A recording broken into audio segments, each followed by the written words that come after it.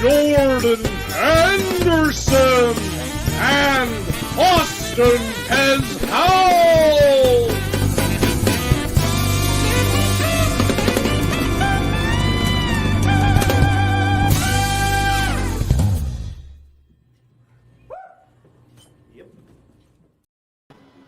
All right. How's it going? Yeah, we got that little Saturday Night Live, more of a tribute than an intro, but I like it. It just kind of showcases some of the best moments. It's Chris Pardo with the intro there, the spiritual son of Don Pardo, right? Yeah, right.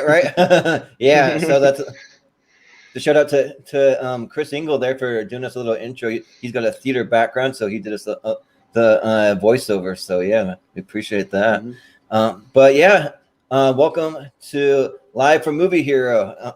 This is the show where we talk about all things Saturday Night Live. So we started with season 12. I kind of felt that there was a bit of a pivotal moment in SNL history. So yeah, tonight we're going to be covering season 12, episode 2 and 3, and I have my guest Austin Pez Howell. How you doing? Hey, Jordan, man, it's always a pleasure to be with you. Thank you again for letting me be your co-pilot on this endeavor through SNL's history. And as you were saying, we kind of started with season 12 last year, and we talked about, sort of the crossroads that SNL was at going into that season and a bit of that history. So if you want to go back and see that episode, we mixed in and talked a lot about that last week. So make sure you go back if you haven't seen it already. And talking about that season premiere, we went back and covered a lot of things kind of surrounding that timeline. And I don't have a ton of background history notes like I did last week for this week, but I do have a few context things and some good notes as usual. And yeah, we're covering episodes 2 and 3 of season 12. Should be a good time. Awesome, yeah, and definitely have some spare fun facts if we ever want to like throw some in here and there. So yeah, I definitely. Oh, for sure, always. You know me. On deck, so, yep. So, but yeah, I guess we can just jump into it. So we can kick it off with episode 2, which was hosted by Malcolm Jamal Warner's. So from the Cosby Show, and the musical guest was Run DMC. Run DMC, baby. Oh yeah, with a special appearance by Spike Lee, which I didn't see on my Peacock version. But I saw him at the end, standing in front of the crowd at the end credits. But I'm sure you can fill me in if you watch the underground internet version, like you kind of do. But and I watched the Peacock ad version. But we'll cover the differences and what was included and cut out for anybody who wants to watch along. And yeah, we'll give a little intro. And now, because we're talking about Malcolm Jamal Warner hosting this episode of Saturday Night Live, just for a little fun thing as an intro, because he was 16 at the time he hosted SNL, I pulled up the 10 youngest hosts of SNL ever, if you're interested. Oh yeah, for sure. So it might be a good way to kind of intro our Malcolm Jamal Warner here. Maybe we get down to the top 3. Maybe I'll let you take a crack at what the top 3 were. All right, but we'll start at number 10. All right, so number 10, we had Britney Spears hosting at 18 in the year 2000, right after her "Hit Me Baby One More Time" and all that, when she was kind of blowing up in the music scene. She hosted SNL. Oh yeah, back in 2000, she was 18. So number 9, we have Miley Cyrus also hosting at 18 in 2011, when she was coming off of Hannah Montana and all that. Number 8, we have the Olsen Twins hosting at age 17 in 2002. Both of them, obviously. We have number 7, Taylor Lautner, also 17 years old, coming off of Twilight in 2009. So the Wolf himself hosting SNL back then. And number 6, we have Lindsay Lohan hosting at age 17 in 2004, coming off of Mean Girls, which was she was kind of the peak of her popularity then, coming off of Mean Girls. And she did that really famous sketch, if you remember, Jordan, where she did the Hermione at Hogwarts, all grown up, hitting puberty. Real famous sketch there. Oh yeah. So good stuff there. And at number 5, we have tonight's host, Malcolm Jamal Warner, at age 16, hosting this episode. And we'll talk about that. And we'll talk about an episode with Malcolm Jamal Warner that really doesn't feature a whole lot of Malcolm Jamal Warner. So we'll kind of talk about that. So we'll get into it, but it's interesting. So Number 4, we have Jody Foster at age 14, coming off of Taxi Driver. She hosted back in 76. So, very, very young Jody Foster. If you remember her Taxi Driver, she was only like 12 or 13 when she filmed that movie. So, very, very young. And now, go ahead.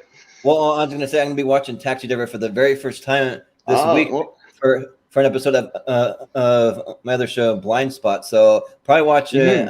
I'm hoping to watch it maybe like on Thursday, something like that. But yeah, so I'm definitely excited for that. I've never seen it, so it'll be something. Hey, you know what? I'm into a similar boat as you. The first time I saw it was just about 6 months ago. Was the first time I'd ever sat down and watched it actually too. It was one of those one of those gaps. I mean, I'm a huge film fan, but it's just one of those ones that I never actually sat down and watched. So it's an interesting watch. I think you'll really enjoy it.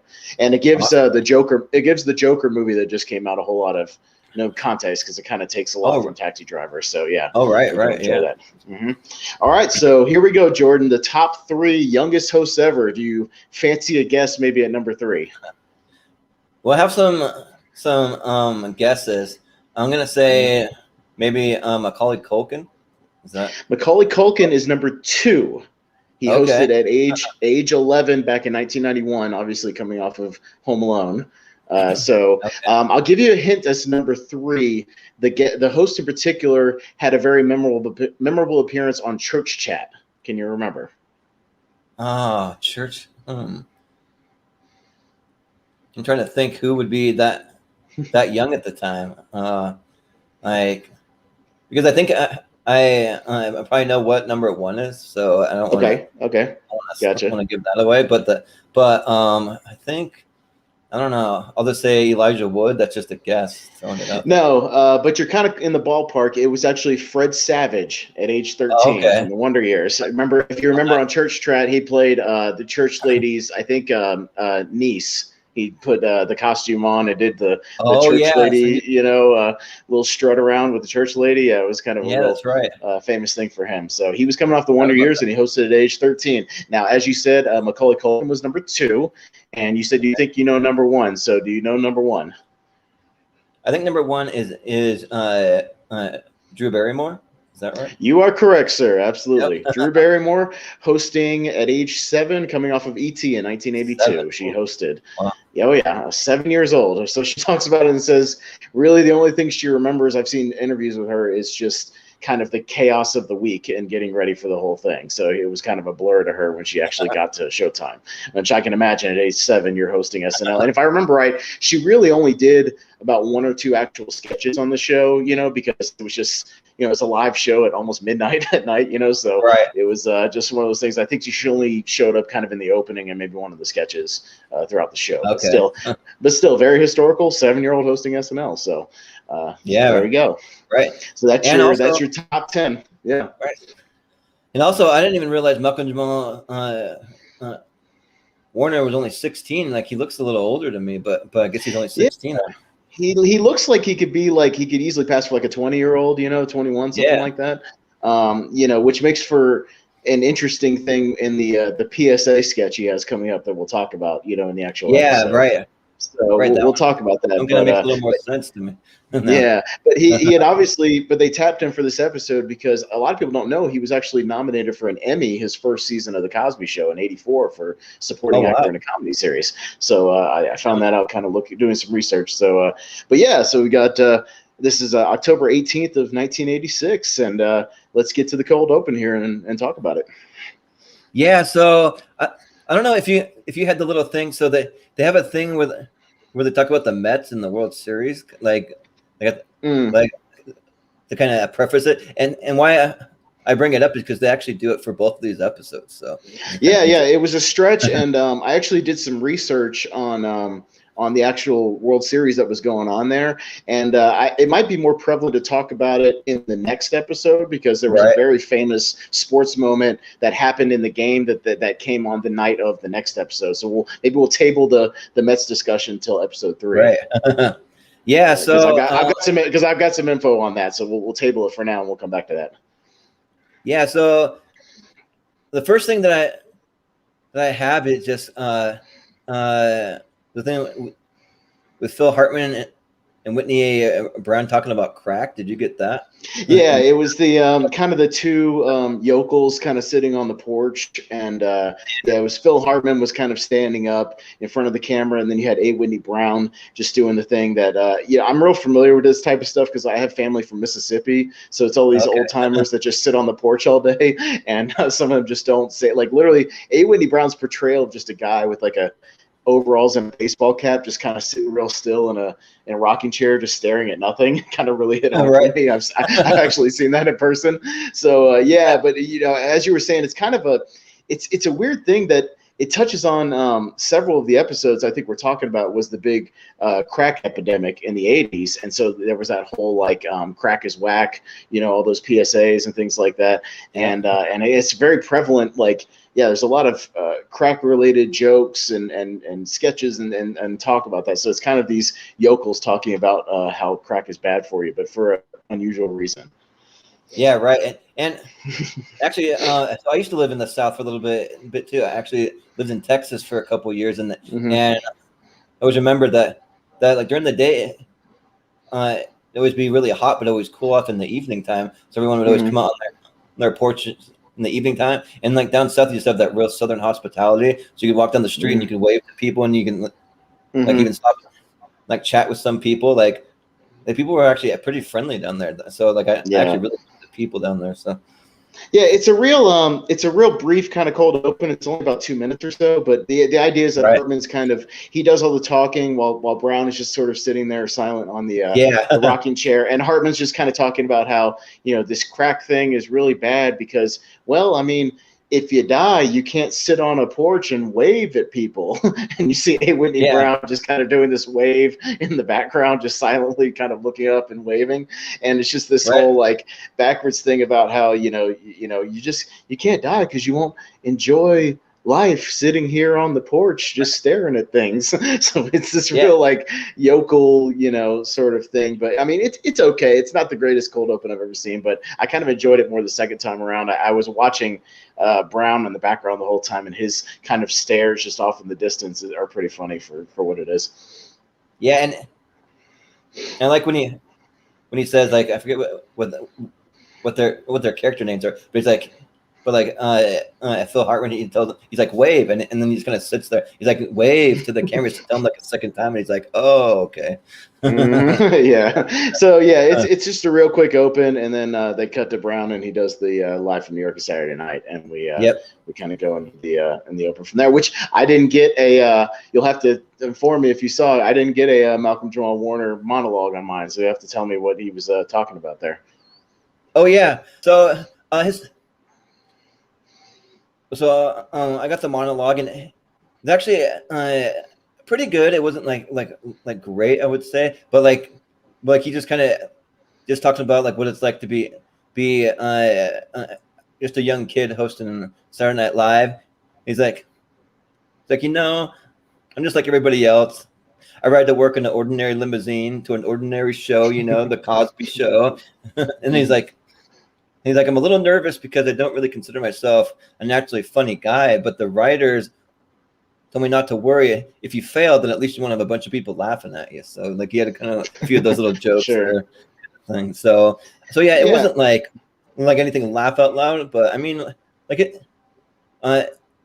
it's pretty decent compared to a lot of cold opens that I've seen. And I kind of felt like maybe he had some of his jokes kind of written for him, but like he was able to deliver them super well. Like he has a lot of charisma. So no, I mean, it sounds like a pretty kind of what you expect him to say about just being sort of a child actor and then hosting SNL and things like that. Were you a Cosby Show fan at all? Because I was kind of a casual fan in reruns, but I didn't watch a ton of it like I did some other ones. But I do remember because his character, wasn't really that funny on the show. He was more just kind of a straight man for Bill to kind of do his rants and raves, whenever he would screw up something. So, but I mean, he was always good on the show for sure. Yeah, and I was probably the same thing. Like I was a bit of a casual Cosby fan. I kind of watch it in reruns and stuff too. But one of the other things I wanted to mention too that I forgot that in the opening monologue he says, well, I'm a little nervous. I had this whole dance plan because they kind of talked about how like in the opening of the Cosby Show, they're all doing different dances, kind of dancing to like some James Brown or something like that. And then they have Dana Carvey come out. He's like, "Come on, man, this is live. Like you gotta wow the crowd. Come on, you gotta do your dance. Come on, you gotta do it." And so they kind of do a little bit of the dance. Him and Dana Carvey do it a little bit, and I don't know if it was maybe planned that way. It kind of seems like it, or if maybe he really like decided to just kind of skip it, and then Dana Carvey. I doubt it. Most of the there's not really a whole lot of improv on Saturday Night Live, so I have a feeling it was pretty much planned. Like right. You know, they just to kind of send the crowd out, you know, dance a little bit, and then say, you know, we have a great show. Run DMC is here, you know, that sort of thing. Yep. Yeah. Exactly. Right. That's pretty much exactly how it went. So. All right. So after the monologue, which again I didn't see it, so I didn't really see any of Malcolm Jamal Warner until about 3/4 of the way through the show. Wow. But yeah. So, for me, it jumped to the quick commercial about the Team Zynex, the office company. Did you get that? Yeah. Gotcha. The premise of the thing, it's really quick. It's only about 30 seconds. I'm surprised at how short it was. It's just a quick commercial about this company called Team Zynex, and it's really just all these office guys just kind of goofing around. They're Xeroxing their butts on the copy machine, and they're writing like, you know, they're typing out like, you know, chain letters on their typewriters, and they're answering phones and just doing dumb things with the phone. And the punchline is that it says, you know, Team Zynex, you know, workers with time on their hands, you know, things like that. Oh yeah, so, right. Yeah, it's a quick punchline. I mean, it was amusing for what it was, but I was really surprised at how short it was. Right. Yeah, like it probably would have played better, maybe a little longer, but also it was a commercial, so I mean, it's kind of meant to be kind of short. Oh, sure. Yeah.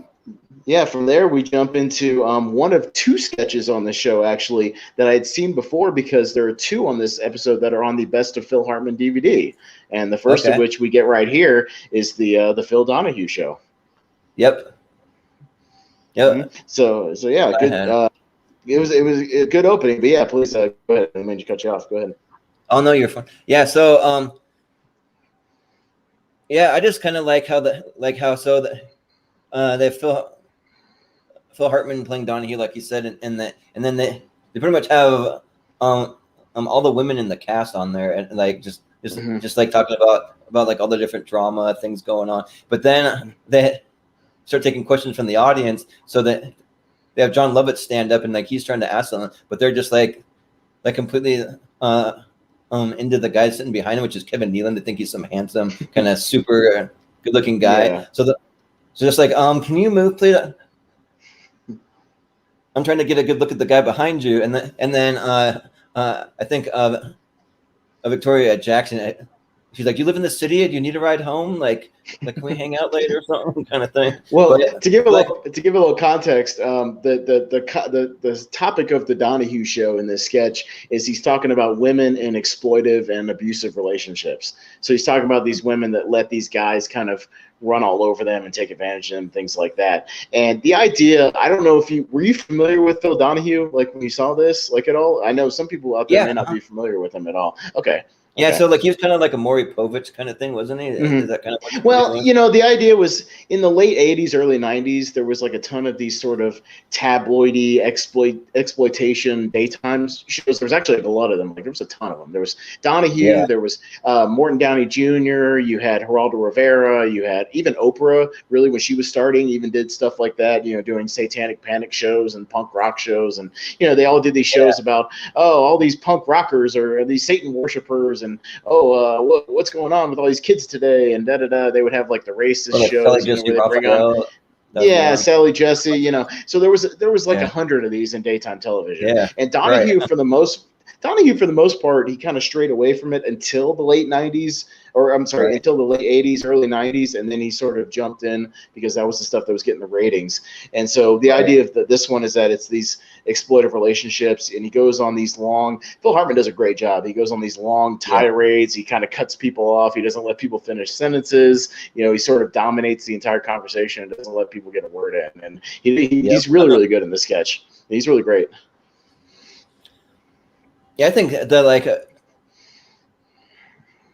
well, for my money in this cast, like you can't really go wrong with either Phil Hartman or Dana Carvey. I don't think either one of them really ever gives like really like a bad performance. Like really like anything that they do is always going to be pretty funny or like somewhat entertaining, you know. So like he did a really great job, and like most of the time like just more so focused on his performance, and then also there's all the girls trying to hit on Kevin Nealon, but besides that, like I didn't really catch a lot of like what the other guys were really saying, because I was just kind of. I caught some of it. Some of it was really, really funny, actually. Especially a couple of what they were talking about. Victoria Jackson, her shtick was that, again, she's sort of playing like what she always plays, this sort of aloof, you know, airhead blonde type of girl, and she's talking about how her boyfriend has been cheating on her for a long time, but she goes, well, I suspected he was cheating 5 years ago, but then I asked him about it 4 years ago. I got evidence of it 3 years ago. I confronted him 2 years ago, and then he admitted it a year ago. So really, it's only been a year. And of course, the whole time, Donahue's just kind of like just hitting himself with the microphone, shaking his head. Yeah, there's that. Where like just, bends over. And like, oh God. So. That was the idea with her, is she was being taken advantage of, and then Jan Hooks was this guy was like, or I'm sorry, Donahue's kind of going over the stuff that she's dealt with. It's like, you've been in the ICU for a year. He spent all your money. He had orgies in your apartment, and he did all this. And the joke is that Jan Hooks then goes, well, you just have to meet him. He's a really nice guy. And it kind of ends with him going, oh, by the way, he also sold you to an Iraqi businessman. And she's like, that was just supposed to be temporary. So, no, that stuff was good. And then they bring on a psychologist, and she ends up, the joke being, she's like a lesbian, and she wrote a book called Women Good, Men Bad. Oh yeah.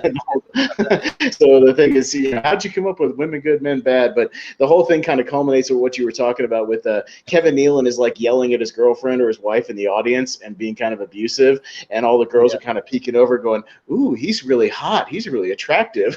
Like, what are you doing? What are you doing after the show? So that's kind of the punchline of most of the sketch, is that they didn't learn a thing, and Donahue was just shaking his head and kind of working around. And, So it's good stuff, man. Like Hartman, like you said, he's amazing in the sketch. I think all the women did a really, really good job. I mean, the whole thing is very well written. It's one of the strongest on the show, at least for my money. Yeah.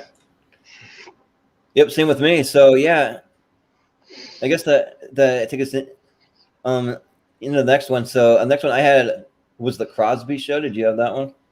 See, no, I didn't get a Cosby Show sketch, and again, it might have been a thing where maybe they use like the real intro or something, and they can't put it on the Peacock version, if they, which baffles me, because they were both on NBC, so you think they have the rights to put this stuff on the episode, but it's kind of strange. Right. So, but now you'll have to tell me kind of what their take on the Cosby Show. Yeah. Well, like I kind of think that, like, because they didn't use the theme song or like really like any music on it, so I kind of think that like maybe it's just like a Bill Cosby thing. Maybe they want to distance from that. It could be, but then again, it's like, well, then if you wanted to distance yourself completely, like, I don't know, would you pull this whole episode, or do you just, you just pull that sketch? Because really, I know Malcolm Jamal Warner doesn't have anything directly to do with that. He just happened to be on the Cosby Show, and I'm not putting anything towards him. But please, what'd they do with the show? Well, so they made it the Crosby Show. So like the premise is that like Malcolm Jamal Warner is the only black guy on the show, and everybody else is white, and so like he like pretty much gets ignored, and like so the dad comes home. Well, actually, so at the beginning, you kind of have Dana Carvey doing a little bit of a Bill Cosby in an impression, but they have him like kind of like off screen, so they don't do any kind of blackface or anything, luckily. Mm-hmm. But they have him doing it like the Bill Cosby voice. He's like, "No, you see, son, the thing is what you gotta do," and he's like doing the whole voice. And then you have him waking up in the morning just in his bed, and then he comes downstairs, and the dad's getting home from work, I guess. So I don't know if it was midday or like what it was, but then you have like Dennis Miller, and then I want to say maybe A. Whitney Brown possibly, but you got a few of the kids there. And then you had have Dana Carvey too, and so he comes home. All the kids want to kind of vent to him and like tell him like all the problems. So like one of them's like, Dad, I'm having a really hard time in school. I'm really struggling. I didn't make the basketball team and all these different things. And then every time that a kid has a problem, he's like, well, we better go take care of this in the library. And then you see him kind of taking his belt off, and they go in the library, and you hear like a whip from the belt, like he's in there beating him with his belt or something, just like. And so when he first comes home, you have Malcolm Jamal Warner saying like, Dad, I got to tell you this. And he's like, just hang on, son. We got to go with the other kids first. We got to see what Ethan has to say over here. All right, you get your turn. And he keeps pushing him off because he's the only black kid. So like he just kind of plays to all the white kids, I guess, first. And so then each one, when they have problems, he keeps taking them into the library, and you hear the like cracking of the belt and everything. And then finally at the end, like kind of see like, so he like goes up to him and he's like, well, son, like what do you have to say, Malcolm? Like you had something you wanted to say. And he's like, well, I just want to tell you, you're actually not my real dad, so I don't have to tell you any of these things. And you can also see that he's like kind of freaked out because he like obviously hears that everyone's getting beat by the belt, so he doesn't want to get whipped by the, right. the belt. And then all of a sudden, out of nowhere, this giant Bill Cosby head comes crashing through the wall, and then he's just smoking a big huge cigarette and then or cigar, I mean, and then Dana Carvey's doing the voice, and he's like how dare you defile the all great and immortal cause? I am the great cause. And like he's this whole thing where he has like a booming voice, kind of like God, and then he like kind of rebukes all of them and then says like, this is my son, like he's not your son, like this whole thing. But I mean the funniest parts are just kind of like him kind of like ignoring Malcolm Jamal Warner and then just taking the kids in with the belt. But I mean the Cosby stuff is just kind of, I mean it's funny because it's a giant head crashing through the wall, and like kind of like he's like some like the god of Bill Cosby or whatever. But yeah. I think it's the idea. It's the great and powerful cause, like on the Wizard of Oz. Right. So it's like how dare you defy the cause or whatever. Yeah. So no, I mean I think the idea of the Dana Carvey's version of the dad, just solving all the problems instead of teaching them lessons and sitting them down and talking to them, he just beats the crap out of them with a belt, and just says we got to take care of it. So yeah, and I actually, get that. It kind of makes sense because I can't remember exactly what Bill Cosby says but he like it that kind of plays to that effect where like the white dad just like takes care of everything with the belt, but then when Bill Cosby comes in, he wants to teach him a lesson, kind of like have him learn from there. Yep. Gotcha. So all right, but yeah, cool. that was that one. And then on the next one, I had when Spike Lee came in to introduce Run DMC. Did you get that? No, I mean because I didn't get the musical performance obviously to do it. So did he was he there to intro him and kind of be with Run DMC, I guess? Well, like he introed him, but he did kind of like an extended intro though, where like he almost like he kind of did like maybe like 60 seconds of like stand-up stuff, kind of a little bit. And when they introduced him, they called him by his so their name, it's like Mars something, I forget, like Mars Blackman or something like that. When he came in, Malcolm Jamal Warner saying, ladies and gentlemen, introducing I see my friend Mars Blackman, and then like I almost forgot that that's his actual real name, or I don't know if it's his real name or if it's a nickname. It's like one of the two. But like when I think that might be his real name. I think Spike Lee's like his director name. I think. Don't quote me on that. Right. But it's odd that it would do that. But like in the intro with Don Pardo, they said and a special appearance by Spike Lee. I mean, I guess right. Everybody knows him as, but okay. Then I guess at that point, did Run DMC do their first musical bit?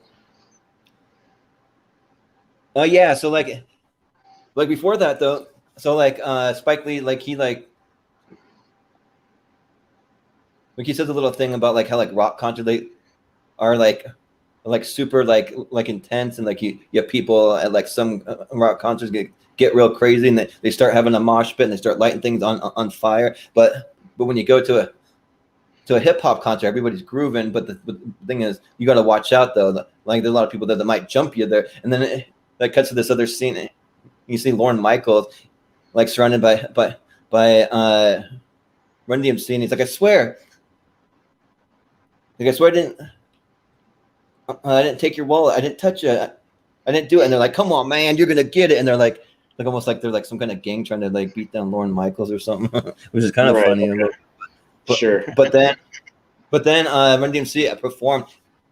Like honestly, like this is like might be one of the best musical performances that I've almost ever seen on Saturday Night Live. Like they brought the house down. Like, and it helps that I'm a huge Run DMC fan. They're like probably one of my all-time favorite rap groups, and so like they played Walk This Way. Okay. So and they really got the crowd involved too. Like, let me see everybody with your hands in the air, wave your hands, because like I feel like on Saturday Night Live, they're like a lot of the musical guests that they don't really like play to the crowd because like for Saturday Night Live you're gonna have a real mix. You're gonna have like people with like all different races, ethnicities. So it's like you're not really getting like the crowd that's really there just for that particular music artist. So like, but Run DMC did an awesome job of just getting all the crowd super amped up and like did some cool dance moves, and like they really brought down the house. So they were awesome. So, well, sometimes they get on SNL, they'll get like, some weeks they'll get like the most popular #1 person at the time in the country, and other times they'll get these sort of lesser known, alternative performers and things like that, and then not everybody knows who it is. But yeah, like you said, not a whole lot of them really play to the crowd a lot, and I feel like some of the hip hop artists and things actually do play to the crowd, because that's kind of what they do at the regular concerts, as opposed to if you just get like a rock band with like a lead singer just doing his song or playing the guitar or whatever, they don't focus on that as much. But I mean, at this time, I think you could get the crowd into it, because that Walk This Way that they did with Aerosmith was like the #1 song on the radio for like a year. I mean, that thing was huge. Right. So, I mean, that song was massive, and it had that crossover appeal with when they did it with Aerosmith. So, like, that video was everywhere. That song was everywhere. So, I mean, everybody was into it at that time. So I could definitely see them. I mean, I could see why I was going to ask you if they opened with that. But, yeah, that makes total sense that they would do that one on the show. Yeah, so, like, even when they, like, got the crowd into it, like, I almost got mean to it when they're like, everyone raise your hands in the air. Made me like, for a second, I'm like put my hands in the air and stuff. I'm like, yeah, this is awesome. So, yeah, so, like. Like it was fun to see. So yeah, because like actually, like I would almost say that like the best part of the whole episode was honestly their performance. Like I was like really into it. So but sounds good. Yeah. No, it's awesome. No, the next thing I had, because obviously I didn't get any of the musical stuff. The next thing I had was Weekend Update. So unless there was anything in between that and Weekend Update, we'll move into Weekend Update for sure. Yeah. So for Weekend Update, like. Well, for me, like I kind of thought that for Weekend Update, like it was one of the like better ones, like a little funnier than like some of them. I mean, I'm not huge on Dennis Miller for Weekend Update, but I mean he has his own unique style and like sense of humor. But he had a few of those jokes about like Muammar Gaddafi and like some of those things, and then he had one that I kind of liked, like that's kind of pushing the boundaries a little bit. But he's like, the House passed a new immigration law with the main proviso being that all Iranian men must learn how to operate a Slurpee machine before entering the United States. So when they get here, they can just get to work. Like, right. Okay. Right. And I was kind of like a little bit. Yeah. I thought the two guests that they had on Weekend Update were the best part of Weekend Update. I thought Dennis Miller's part, for the most part, didn't really make me laugh a whole lot, except for I wrote down one joke. The one joke I wrote down was a different one, where it was like it was just a little aside he did really quick, where he was like, well, do you think if you have a socialist auto policy, they call it everybody's fault? Oh yeah, kind of made me laugh. It was just a quick one. It didn't get a whole lot of laughs, but I thought that was kind of funny. But yeah, so I mean, he did his usual shtick, his couple of things. Crowd seems to like it. Again, I'm not the biggest Dennis Miller Weekend Update fan. I'm more of a Kevin Nealon, Norm Macdonald kind of guy. So it was okay. But yeah, the first guy he brought out Kevin Nealon. I thought at first it was going to be his subliminal thing again, and it kind of started that way, and it wasn't. It was just him doing like a monologue type thing about like life goals and life choices and things like that. It was kind of hard to nail what the subject is, because the idea is he keeps changing the goal of what he's trying to get across to the audience. And and it goes from there. Yeah. I think a little bit too. He's just talking about like how he fails at everything, just like all the things that he tries to do. Now he's so bad at it or something, kind of like that. Yeah, the whole thing is like he was like, well, see, what I'm trying to say is that in life you got to make an effort. You got to make an effort. Well, okay, well, I mean, sort of. But you also got to hold the line. You got to hold the course. You got to stay the course. You got to play it safe. Right. Yeah, not take any risks. Okay, well, but if you're going to take a risk, life is unpredictable, so you got to take a calculated risk, and it can kind of go this way, and it can go that way, and he keeps trying to change what he's trying to say. So that's the idea, is he keeps swerving about what he's trying to talk about or the end goal. But yeah, it was a little 2 or 3 minute thing. It was okay. Yeah, I mean, Nealon's delivery was really good. Was the best part about it. He's really good at kind of working in that sort of thing. So that was solid.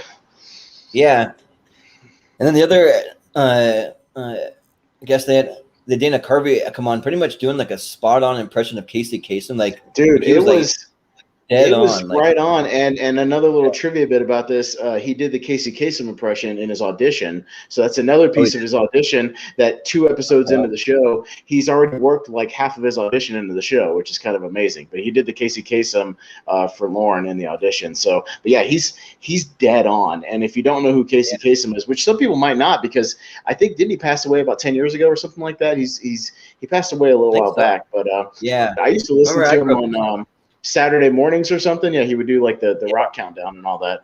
And, so if anybody who doesn't know, Casey Kasem, he like hosted this countdown show. He would do like the Billboard countdown show, and he'd always be like, and then I have a letter, and this letter from young Timmy from Michigan, and he writes. Yeah.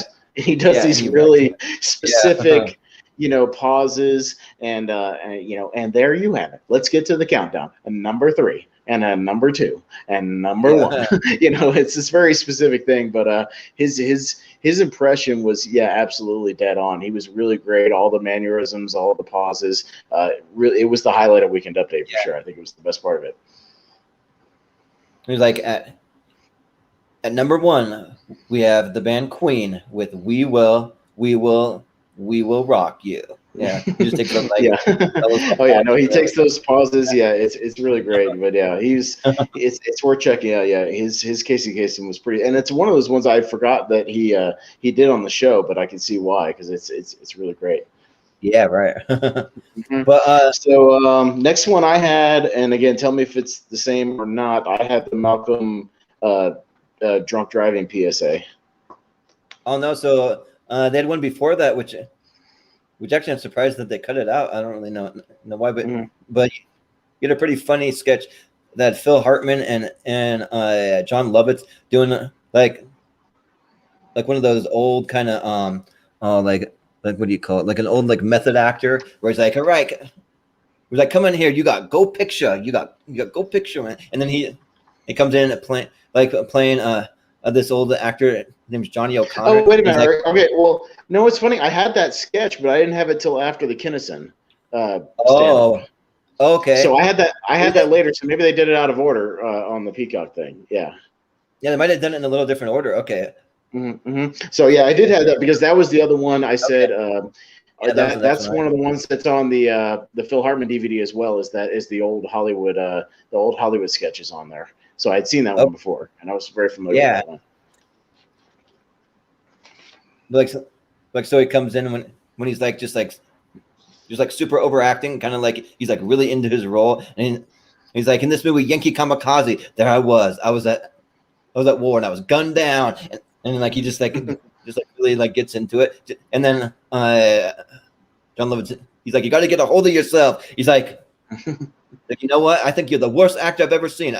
I get 50 letters a day telling me so. It's like, you're done. You're finished. You'll never work again. And then, like, Phil Hartman's not really getting it. Like yeah, the whole idea. I have to preface it with this. John Lovitz is playing an old producer, like an old 40s producer, and Hartman's like the war actor. He does all these World War II movies. So every movie seems like he plays like the fighter pilot in World War II. But the idea is that it's 1947. The war is over, so they're trying to move away from war pictures and into like science fiction or other genres, because the war picture is kind of dying because the war's over.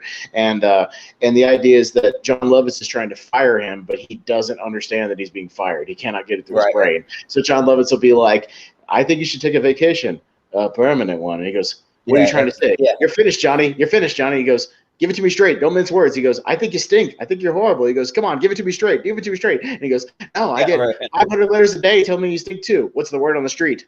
It's like he just told you. And so he just keeps getting it, and he finally kind of gets it, and he settles down, and then, but it kind of ends with, he thinks he's fired, but then John Lovitz goes, you know what? I'll give you another chance. We're gonna do this big picture, this Reptilicus picture, this science fiction, wave of the future, big lizard, 20 stories high. It's gonna be great. I got a perfect role for you, man number 3. And I do admire Hartman's performance in this one. He's so committed. Like, I would kill to be an actor that's like this committed even to the smallest extra roles. Like, he's so committed to this, even with the man, he goes like, man number 3. And he goes, all right, read this line for me. You're getting squished by the giant lizard, and read this line. Ah! Yep. And that's it. And that's his only line. He goes, great, Johnny, you sail out next week. And it's amazing, science fiction, wave of the future.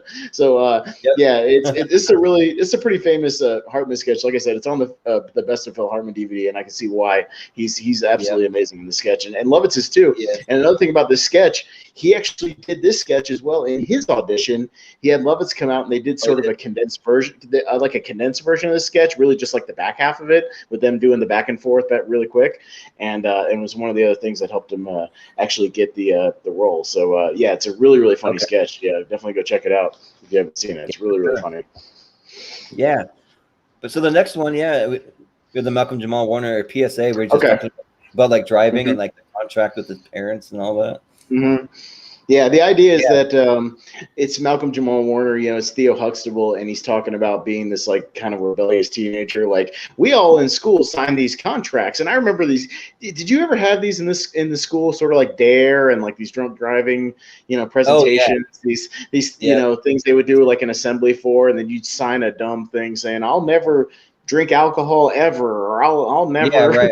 Do any drugs ever, and of course you sign it just because you're trying to get out of the stupid assembly. I pledge to drugs or whatever.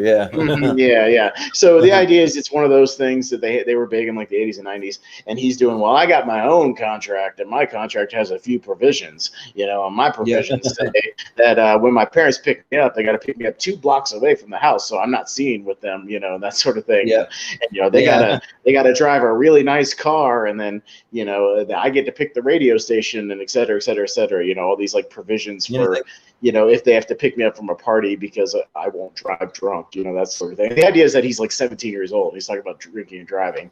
So, which is, he's not even old enough to drink, obviously, and this whole thing. But the whole idea is that he's doing this, and he's Theo Huxtable is kind of like the main joke of the whole idea, I guess, So I wrote this little clause. Yeah. I wrote this little clause I call the cool car clause. So they pick me up. They're gonna pick me up in a cool sports car. None of those station wagons or nothing like that. And then when we drive past a cute girl, we gotta honk the horn and we gotta wave. And then my dad has to duck down while I wave at the girl. So it's all these like 6 or 7 provisions on like his version of the drinking and driving contract. And I'll talk about this again in a second when we get to Sam Kinison, because there's a real tragic irony to the Sam Kinison stuff and a connection with this PSA, and I'll talk about that more in a second. So when we get to Kinison, but that was what I had, I guess. Well, because mine was out of order, because I had the PSA, I had Kinison, and then I had Johnny O'Connor. So was Kinison after this for you? Oh yeah. So it was Kinison just right after this. Yep. Gotcha. So so we get like a We get like a 8-minute Sam Kinison, stand-up special, right after this, just kind of out of nowhere. Yeah. Were you a Kinison fan at all, or did you listen to any of his stuff? No, like I really wasn't that big of a Kinison fan because I just kind of thought like all he ever did it like just get on stage and yell a lot. He'd like have all these jokes and just start going and then like yell the like punchline or whatever, and like he just never really resonated with me that much. I just thought like he was kind of just seemed like he was like on some kind of crazy drugs or something. Well, he was up there just freaking out or something, and that's just what it felt like to me. So like I didn't really write it down. Yeah, no, it's not his greatest 8 minutes of material. It's kind of just a snapshot of what he does. I will say that I'm a pretty big Kinison fan for what it is. He only had about 4 or 5 albums, and some of them were actually released after he died in 1992. His best album is actually the one that he was that came after the one he was promoting here. The one he was promoting here was called Louder Than Hell, and then the one after that was called Have You Seen Me Lately? The Have You Seen Me Lately album is really great, and you can listen to it on Spotify and stuff. It's fantastic. It's really, really good. The irony I was talking about earlier is that he came out and, he did a bit on the Have You Seen Me Lately thing about drunk driving, about how a really famous bit about how he's like, well, how am I supposed to get home? I got to drink, I got to drive, and I'm going to get home, and I'm going to make it, And it's a pretty famous bit. The irony is that in 1992, he was killed by a drunk driver who was 17 years old, much like Malcolm Jamal Warner's 17-year-old PSA about driving.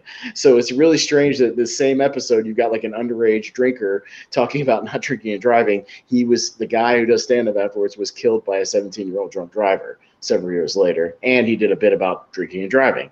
So it's just kind of a tragic irony, but it is what it is. Kinison is no longer with us, unfortunately. But yeah, his stand-up here, he's doing a bit about just how he's a kid and he had all these responsibilities. Yeah, it's not his greatest 8 minutes. It's okay, but it's not the best. Yeah.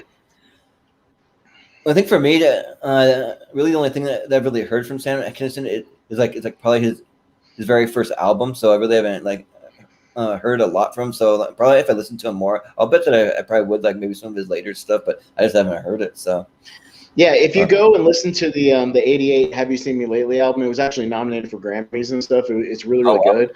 So listen to that one. If you want a better intro, a short intro to Sam Kinison, go on YouTube and look up Sam Kinison at Dangerfields, Rodney Dangerfield's club that he had. Okay. He used to do an HBO show called Live at Dangerfields or something like that, where he would bring on comics and they would do like little 10-minute sets on HBO. So it's actually uncensored and things like that. But look up Sam Kinison on Dangerfields. It's like a 10-minute bit. It's a really, really a much better snapshot of his stand-up if you want to get like a better idea of him mixing it in. So it's about relationships and stuff. So it's much, much better. Okay. Cool. Mm-hmm. So all right, and from there, that was pretty much all I had because my episode ended with the Johnny O'Connor Hollywood thing. So that was the last thing on my version. So whatever else was on there, you'll have to fill me in. Yeah. So they had a little. Let's see. Let me see. So they had. So they keep having these like really weird short films on here that are like. I don't think they're even meant to be comedy. I think they're meant to be actually like dramatic at the end. They had one on the first episode that we watched with Sigourney Weaver. There was like a French one, and then they had another one that was like kind of like this kind of down on his luck jazz musician that's like trying to make a living playing the trumpet, and like and so he has to go. Essentially just out on the street to kind of like essentially beg for money to be able to support his family and like I just didn't really understand it. Like it doesn't really like flow with the vibe of Saturday Night Live. So like I don't know why they just have these like dramatic pieces at the end. We'll talk about that. We'll talk about that next episode because they have the Jim Jarmusch thing, the coffee and cigarettes on the next episode, and so we'll talk more about that next as to why that's on an SNL show. We'll talk more about later, but because that was near the end of the next episode for me, so I think we'll talk more about that later. Yeah, we'll talk about the strange short films they put on there. Yeah, they're kind of odd. Yeah, because like for me, they almost seem like kind of art house pieces. They're just kind of just real interesting to me. Kind of like they don't really resonate with me, not my style. So, but then they had one of their musical performances. So they had Run DMC come out again. They played Hit and Run. What they played, and and again, like it was just really good. It was like so good. Probably like one of the highlights of the whole episode. Again, like they're just like really amazing performers. So yeah. So they had that, and then they also had at the very end, the very last thing that I saw, they actually had Buster Poindexter. He came out again, and like I almost wonder if he's someone that like regularly performs with the Saturday Night Live band because he's like always with them, and so he came out with the female singer. I wasn't even sure who the female singer was. They didn't even really say anything about her, but they sang "Hit the Road, Jack," and they just performed with the Saturday Night Live band. So it's just kind of something to close out the show. So yeah. And you know what's funny is even if I'm sorry I didn't mention even with the short version with the long version you still only got a little bit of Malcolm Jamal Warner on a Malcolm Jamal Warner episode. So you still only had just the PSA and the Cosby Show thing. And I mean it's kind of funny that was it. And it's kind of a similar situation with the one we'll talk about in a minute with Rosanna Arquette, because in that one she's only in like 2 or 3 of the ones I saw, and she's not featured that much. So it's very strange, like when SNL has somebody, like you can tell who they're excited to write for or who they're excited to kind of do sketches for, and then who they kind of maybe blank on pitches and ideas. Yeah, right. Because you did have just like, so you had Malcolm Jamal Warner come and introduce Buster Poindexter, and he was sitting up in the rafters somewhere, just kind of having like a cool look, kind of be like, "Ladies and gentlemen, Buster Poindexter and the G. Smith and the Saturday Night Live Band," or whatever. So you got to see him for a quick minute, but I mean, he wasn't really featured in anything. Yeah, definitely. So that's pretty much it for that episode then, right? Well, let's we didn't really rank any sketches, but you want to just do like a ranking for this episode. What would you give it out of 10 if you had to kind of boil it down? Probably out of 10. Like really, I wasn't super high on too many of the sketches besides the stuff with Phil Hartman. I think Phil Hartman really brought the episode up a lot for me. So out of 10. Oh, and also Run DMC too. Like that was an awesome musical guest. So I mean, with those two, I'd probably give it about a 7. But without them, it'd be low. Like if you didn't have that stuff, it'd have to be like a 4 for me. Like that stuff really brought it up. Yeah, well, so as far as the version I saw, obviously I didn't get the Run DMC stuff edited out on my thing, but I think the 2 Hartman sketches alone really made the episode. He was totally the MVP of this episode. I think he totally absolutely killed this episode, and even his stuff alone, and even like the Malcolm Jamal Warner PSA, like it's still entertaining. Like most of the sketches were still entertaining, at least. And again, what I look for in most of my episodes as far as recommendations is, are you at least entertained most of the way through? Like there's nothing that if you go back again, like I went back and watched, I always watch these like 2 times. I didn't really have to skip a whole lot. So I mean, that's a good sign when I don't have to like skip through and go, oh man, do I really have to like sit through this 8 minutes again, whatever. So I thought it was pretty solid, but to me it's like, I think it's a solid like 6.5 or 7, kind of similar to you, and again, I think those Hartman sketches really, without those it would have been a lot lower, but it was really, really good. Yeah, really the only thing that really find myself really fast forwarding through is like Weekend Update, honestly. Like besides that, like I usually watch them twice too, so yeah, I don't really find myself fast forwarding too much else either. Oh, that and the weird little like short films at the end. Like I usually like at this point, like when they come on, I don't even watch them. Like I don't even like give them a chance really. I just fast forward them because I'm like I haven't liked the last 3, so I'm probably not gonna like this one. So I definitely didn't rewatch the Jim Jarmusch one we'll talk about here pretty soon, but I definitely skipped that one the second time through on that episode. But again, we'll talk about that when we get to it, and I'll try to give some context for what that was when we get there.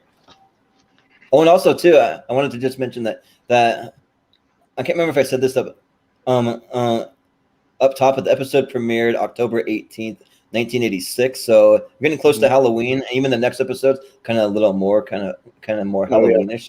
pedophilic. So so we'll kind of get into that. So yeah, we'll talk about that. So yeah, we'll move into episode 3 with guest host Rosanna Arquette and musical guest Rick Ocasek. Yeah, so before this episode, did you even know who Rosanna Arquette was? Like I didn't even know who she was. I'm vaguely familiar with she's not the most famous Arquette. I think Patricia and David are the two more famous of the Arquette family. You know, because Patricia Arquette was in like True Romance, and she was in one of the Nightmare on Elm Street movies I like, things like that. And obviously everybody knows David Arquette from like the Scream movies, things like that. So, you know, she's not the most famous of them. If anybody's kind of casually watching and doesn't know who she is, at the time she was most famous for coming off of Desperately Seeking Susan, which was kind of a big hit back in '85. And then also the Scorsese movie After Hours. So she was kind of hitting her strides in the '80s. The most mainstream thing she's probably done is she has a brief role in Pulp Fiction. She's she's kind of Eric Stoltz's wife. She's in this. She's part of the scene when they have to shoot up Uma Thurman with the shot. She's just Eric Stoltz's wife, just kind of hanging around. But that was the thing I most knew her from when I kind of re-looked her up, because I haven't seen Desperately Seeking Susan. I've seen After Hours, but you know, so yeah, I wasn't like super familiar. It was just one of those ones where I think they got her to host because she had a couple of big hits in a row, and they you know, she comes and hosts. So there you go. Yeah, so for Rick Ocasek, you pronounce it Ocasek or Ocasek? Do you know? I think Rick Ocasek. Yeah, I guess it's Ocasek. I don't know. I wasn't really familiar with him, to be honest. I wasn't sure really who he was. Well, so for me, I know him. He was lead singer of that band, The Cars, and I'm actually a huge Cars fan. Like they have that song "Shake It Up," and like a few kind of forget some of their other big hits, but like I actually love The Cars. I remember hearing about it when he died. So he passed away in 2019, and like I remember just like that was a huge thing, because like I grew up just listening to like The Cars all the time, but wasn't super familiar with a lot of his solo stuff, like the 2 musical performances that were on here. I don't know if you got to see him. Probably not, I'm guessing. But no, I didn't get to see him, but I did look up his. I looked him up on Spotify and kind of looked at his top 5 like most streamed, you know, songs. And because I was assuming he probably played at least 1 or 2 of those. And yeah, I played him a little bit just to see if I recognized him, just without knowing who it was. And I wasn't really familiar with any of his music. I didn't recognize anything, but I did know of The Cars. I mean, I'm familiar with The Cars, but I didn't know he was the lead singer. Yeah, so The Cars, yeah, like I just wanted to just kind of mention a couple of their songs that I can think of now, which are they sing that song, Just What I Needed. They sing that, like you're just what I needed. Just what I needed. Just what I needed. Yeah. It's actually in a lot of commercials. Like I've seen that song all over commercials. But then they also I have a song called My Best Friend's Girl. That one's pretty popular. Best friend's girl. My best friend's girl. Yeah. No, I mean, I'm familiar with The Cars. I just didn't know this Rick guy was like a part of it. I just was unaware of that. So, and again, I wasn't familiar with his solo work in the later '80s. I just wasn't familiar with any of that. Yeah, but yeah, to kind of jump into the episode. So yeah, we a little bit. I don't know if you would call it the cold open. Probably like when the Mets thing. Yeah. Mm-hmm. Yeah. Like, so here's where I was going to get into the background of that, if you let me just for a second. The idea was that this aired the same night as Game 6 of the World Series that year, the '86 World Series, and it was preempted because they went to 11 innings in that game. And I don't know if you're familiar. It was the Game 6 featured the very famous Bill Buckner error. Are you familiar with this at all? No, I'm not. Okay, so the Bill Buckner error was actually very kind of infamous later on. I knew about it just offhand because I used to have this book called And the Crowd Goes Wild, and it came with 2 CDs, and it's a pretty cool book because there are all these CDs with these audio clips. This is like before YouTube, with all these famous sports calls from like radio and TV and stuff like that, of really famous plays from all different sports over the years. And this was on there because it was a thing where I believe the Mets were trying to win the game. It was like the bottom of the 11th. They had a runner on second. They had the go-ahead run on second, and one of their batters hit a ground ball to first base to Bill Buckner. It was like a ground ball, like not a crazy jumper or anything like that. And he totally missed it and went right under his glove.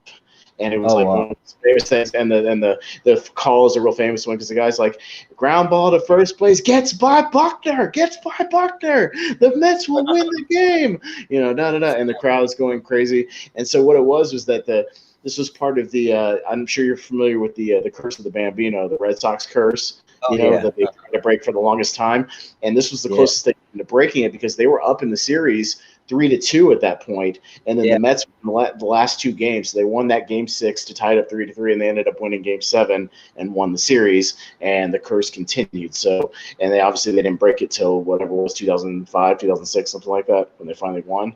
So it was another 20 years or so till they actually won the World Series. So but the Bill Buckner thing was you can go look it up on YouTube. It's a very infamous play. So that's all you have to look up. But so that's why she's going. How about the Mets? Because they won an extra innings, and then the show got preempted. So that was the idea. Okay, because when it comes to baseball, I'm like a mediocre baseball fan. Like I'm a huge basketball fan. I can tell you all about the history of like the NBA and like stuff in the 80s and 90s and stuff. But for baseball, I'm somewhat familiar. Like I used to be a big Cleveland Indians fan back in the 90s when they had Manny Ramirez and like Jim Tomei and some of those guys. So I know a little bit, but not a lot. So yeah. I'm not a huge baseball fan either. I was kind of most baseball I knew was like from the 90s, like the Atlanta Braves and stuff like that. But this particular play, I went back and looked up. I thought it was the Bill Buckner thing, and then when I went back and looked it up, I confirmed that that's what it was. So it was a very famous play. Definitely go look it up. It's a pretty infamous sports play. So, but anyways, that's the whole. Yeah, there's this bit in the opening, I guess you would call it, where they have like one of the Mets players going like, well, if I had known it was going to interrupt Saturday Night Live, I definitely regret that we interrupt, I would get back the whole game, it's this whole idea. We'd rather not preempt Saturday Night Live than win the World Series. That's kind of the joke of the play. But it's just a quick joke when we go into, Roseanne Arquette on stage. Yeah, so. Oh, I'm sorry, we don't. We go to the Pathological Liar. Is that right? I'm sorry. Oh yeah, you have to go to the Pathological Liar. They like another kind of cold open. So that's kind of why I was kind of like, well, the Mets thing was a bit of a cold open, but then you had this other kind of cold open too, sort of thing. So with the Pathological Liar. The idea is that the Pathological Liar is he's imitating. He goes into Roseanne Arquette's dressing room, and he's pretending to be Lorne Michaels, and he's like pitching a sketch to her. Yeah. Yep. And like the whole thing is that the sketch is they're supposed to make out for 5 minutes. Yeah, and so it's like we don't really have any lines. We just kiss for 5 minutes straight. He's like, yeah, because it's like some kind of take on the homeless or like something like that like has to do with that, but it's like something out of left field or something. But then the whole thing is that he's trying to pitch this thing, and he's going like, yeah, my name's Lorne Michaels. Yeah, I'm a big time producer. Yeah, you see, and she's like, well, I don't get like the humor of this. He goes, well, it's real subtle. You see, it's a real it's a commentary about the homeless. Yeah. It's real subtle. It's going to take a while for you to get it. It's real subtle humor. Yeah. And I think the sketch was actually called like Necking with Michaels or something like that. Yeah, right. Yeah. But and of course the punchline is that eventually Lorne Michaels, the real Lorne Michaels, knocks on the door and comes in, and Lovitz kind of runs away, and then the joke is that he's reading over this like fake script for the makeout sketch. And he's going, wow, there's some real good commentary about the homeless in here. I really like this. Right. I think we should do this sketch. I'm gonna write it into the show. Yeah. Yeah. Right. Yep. But yeah, it was a good little way to open the show. Yeah, before that. Yeah. Mm-hmm.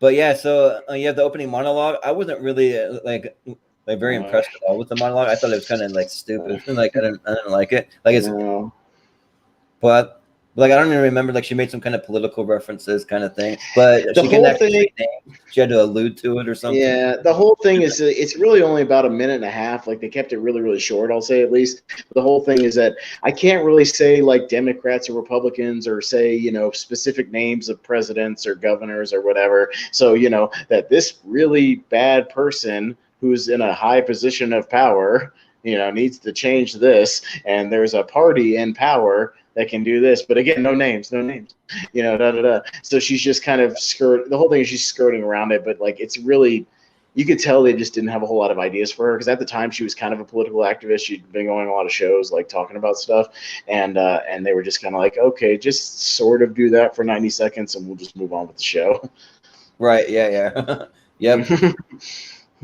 So yeah, we'll move on. First thing I had on mine, again, we'll see if we coordinate here. First thing I had was the Halloween church chat. Let's see. Did you have the People's Court? No, I didn't have People's Court. So tell me man. that. That might have been one of the best sketches in the whole episode. So they did a whole spoof on the People's Court, and I'll bet probably that it might have been copyright because they used the actual theme from the People's Court. So I don't know if that could have maybe some copyright. Yeah, maybe.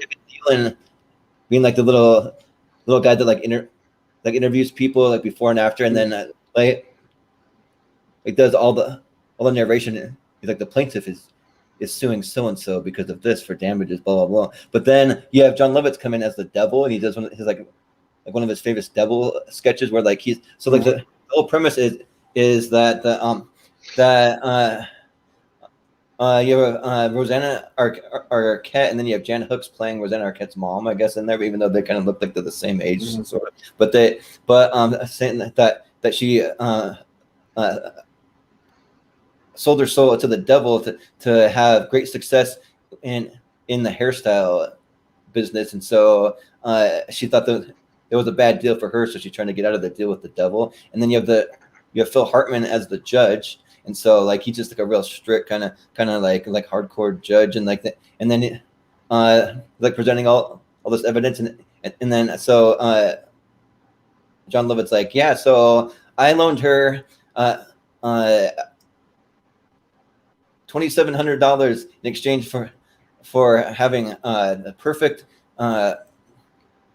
ability in the hairstyle field, and then also for her soul. And so he's like, but then she wrote me checks, and then one bad check for $900, one bad check for $1,200, and then you have Phil Hartman just interrupted, and he's like, all right, yeah, he's like, bring it here, let me see that. And so like you just have him being like the hardcore judge, but eventually though that the devil he ends up losing, but he see, I'm just gonna take a look at my note. Oh yeah, so he ends up losing, and then so at the end of it all,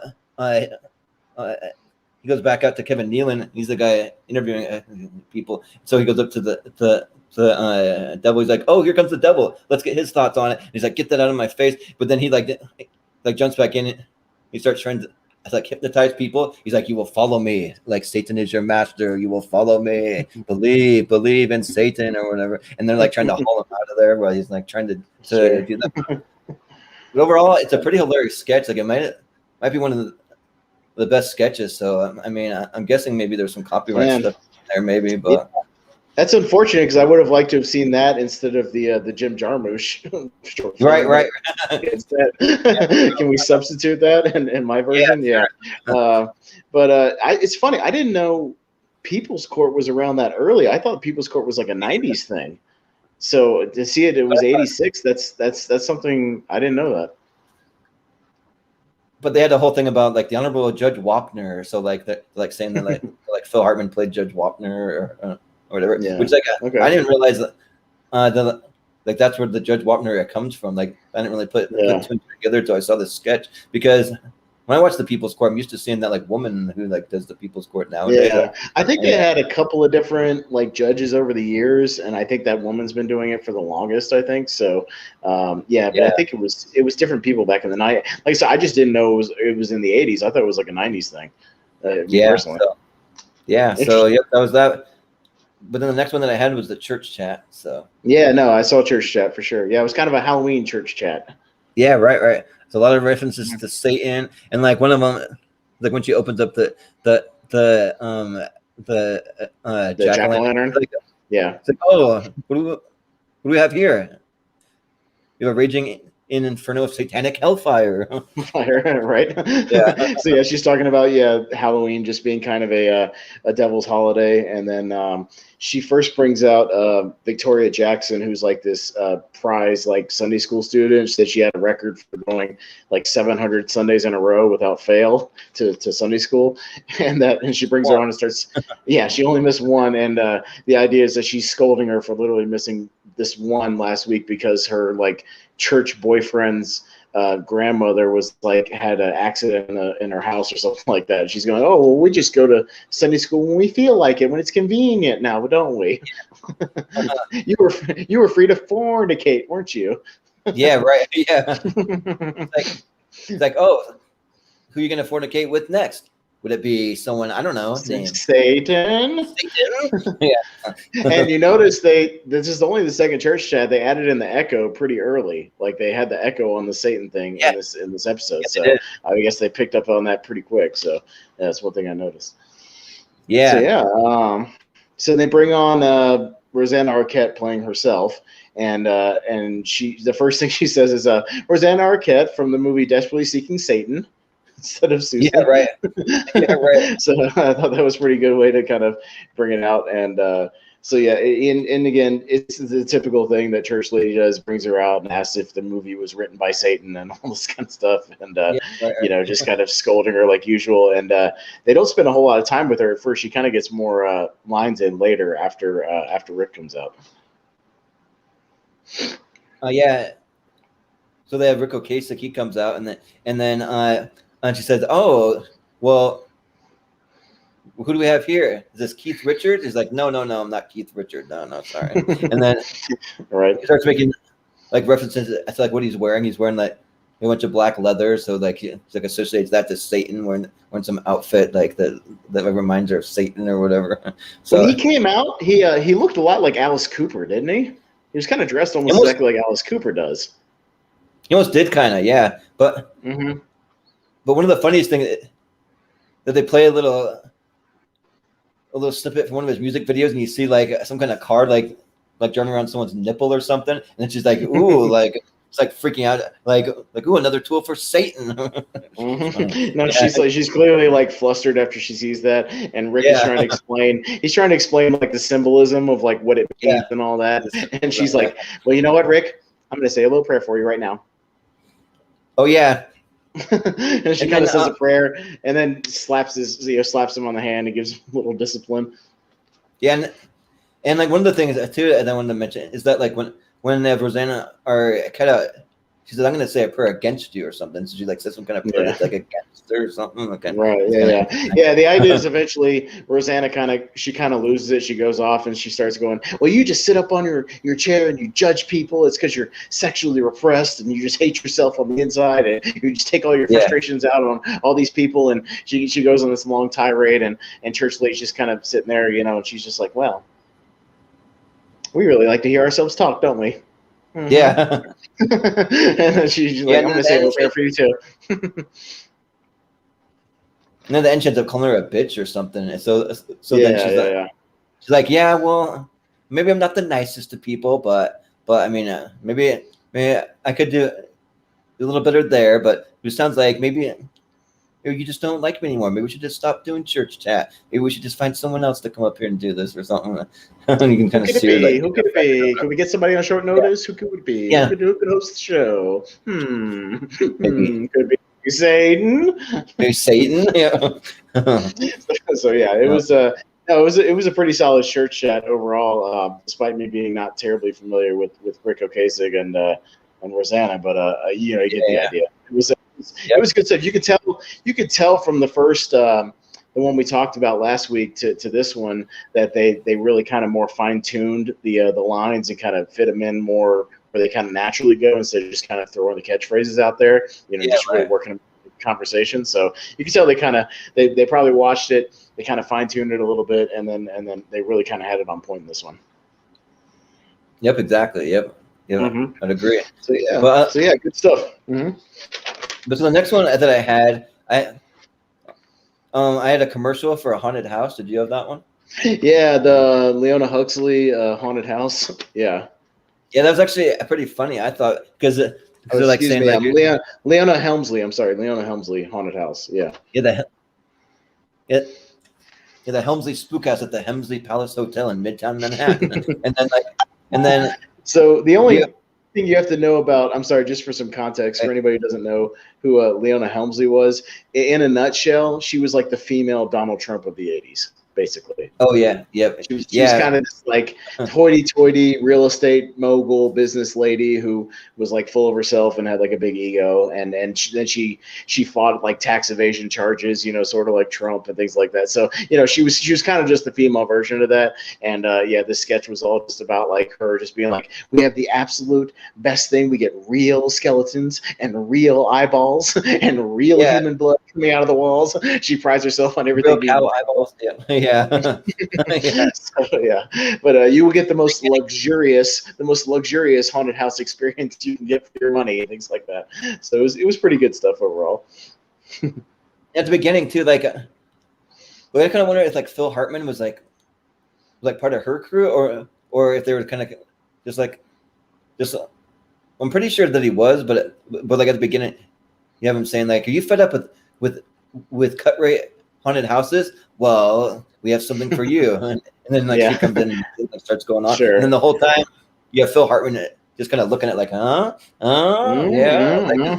he's like giving all those looks. They had a funny line about our workers at the haunted house speak 13 languages. All this stuff, like, as if that would matter, as if that would even matter.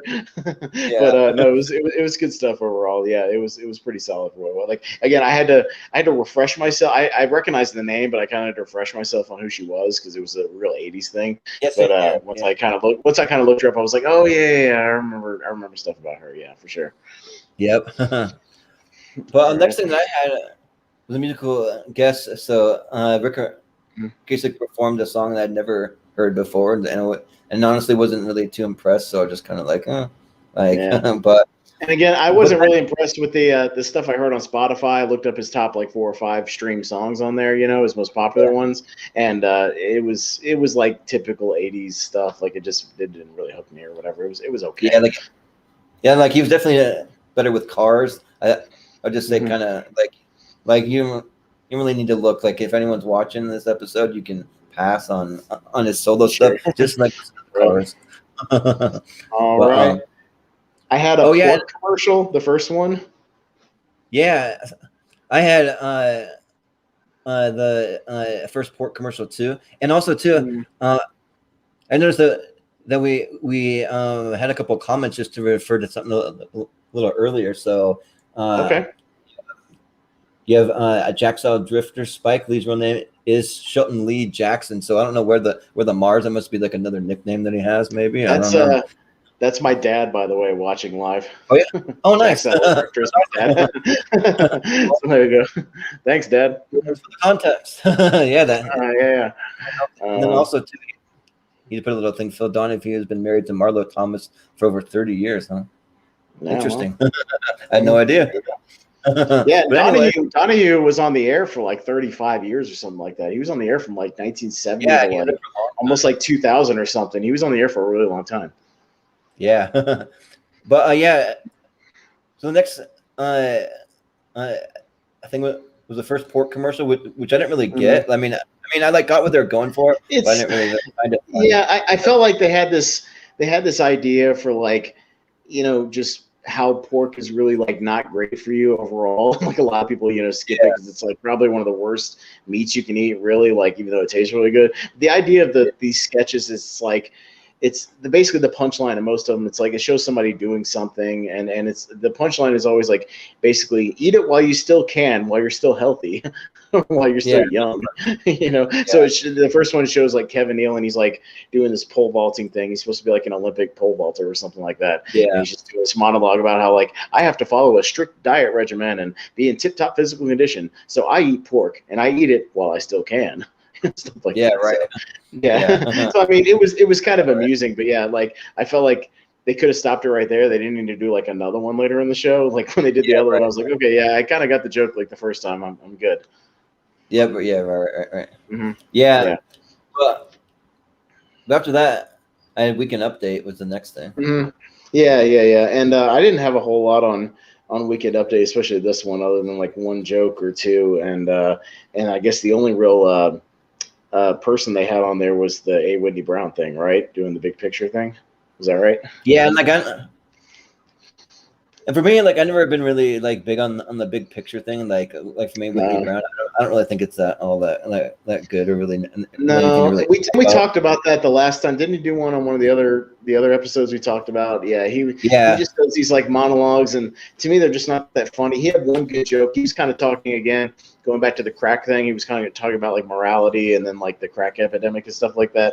And he had one good line where he was like, "You got to love all these anti-crack commercials on TV as if they're trying to speak against the pro-crack lobbyists." Yeah. So Right. I thought that line was kind of funny, but other than that, yeah, it was. He just kind of rambles on, and like I feel like he doesn't really hone in like what he's trying to talk about, and his punchlines just aren't that strong. But I mean, what do I know? The crowd seems to give him a big giant applause every time they come around, so maybe he's doing something I just don't get. Right. I don't know. Same. Yeah, but Miller had one good joke. I'll let you go first. Sorry. Oh yeah, so like there's a couple of jokes that I was gonna mention by him.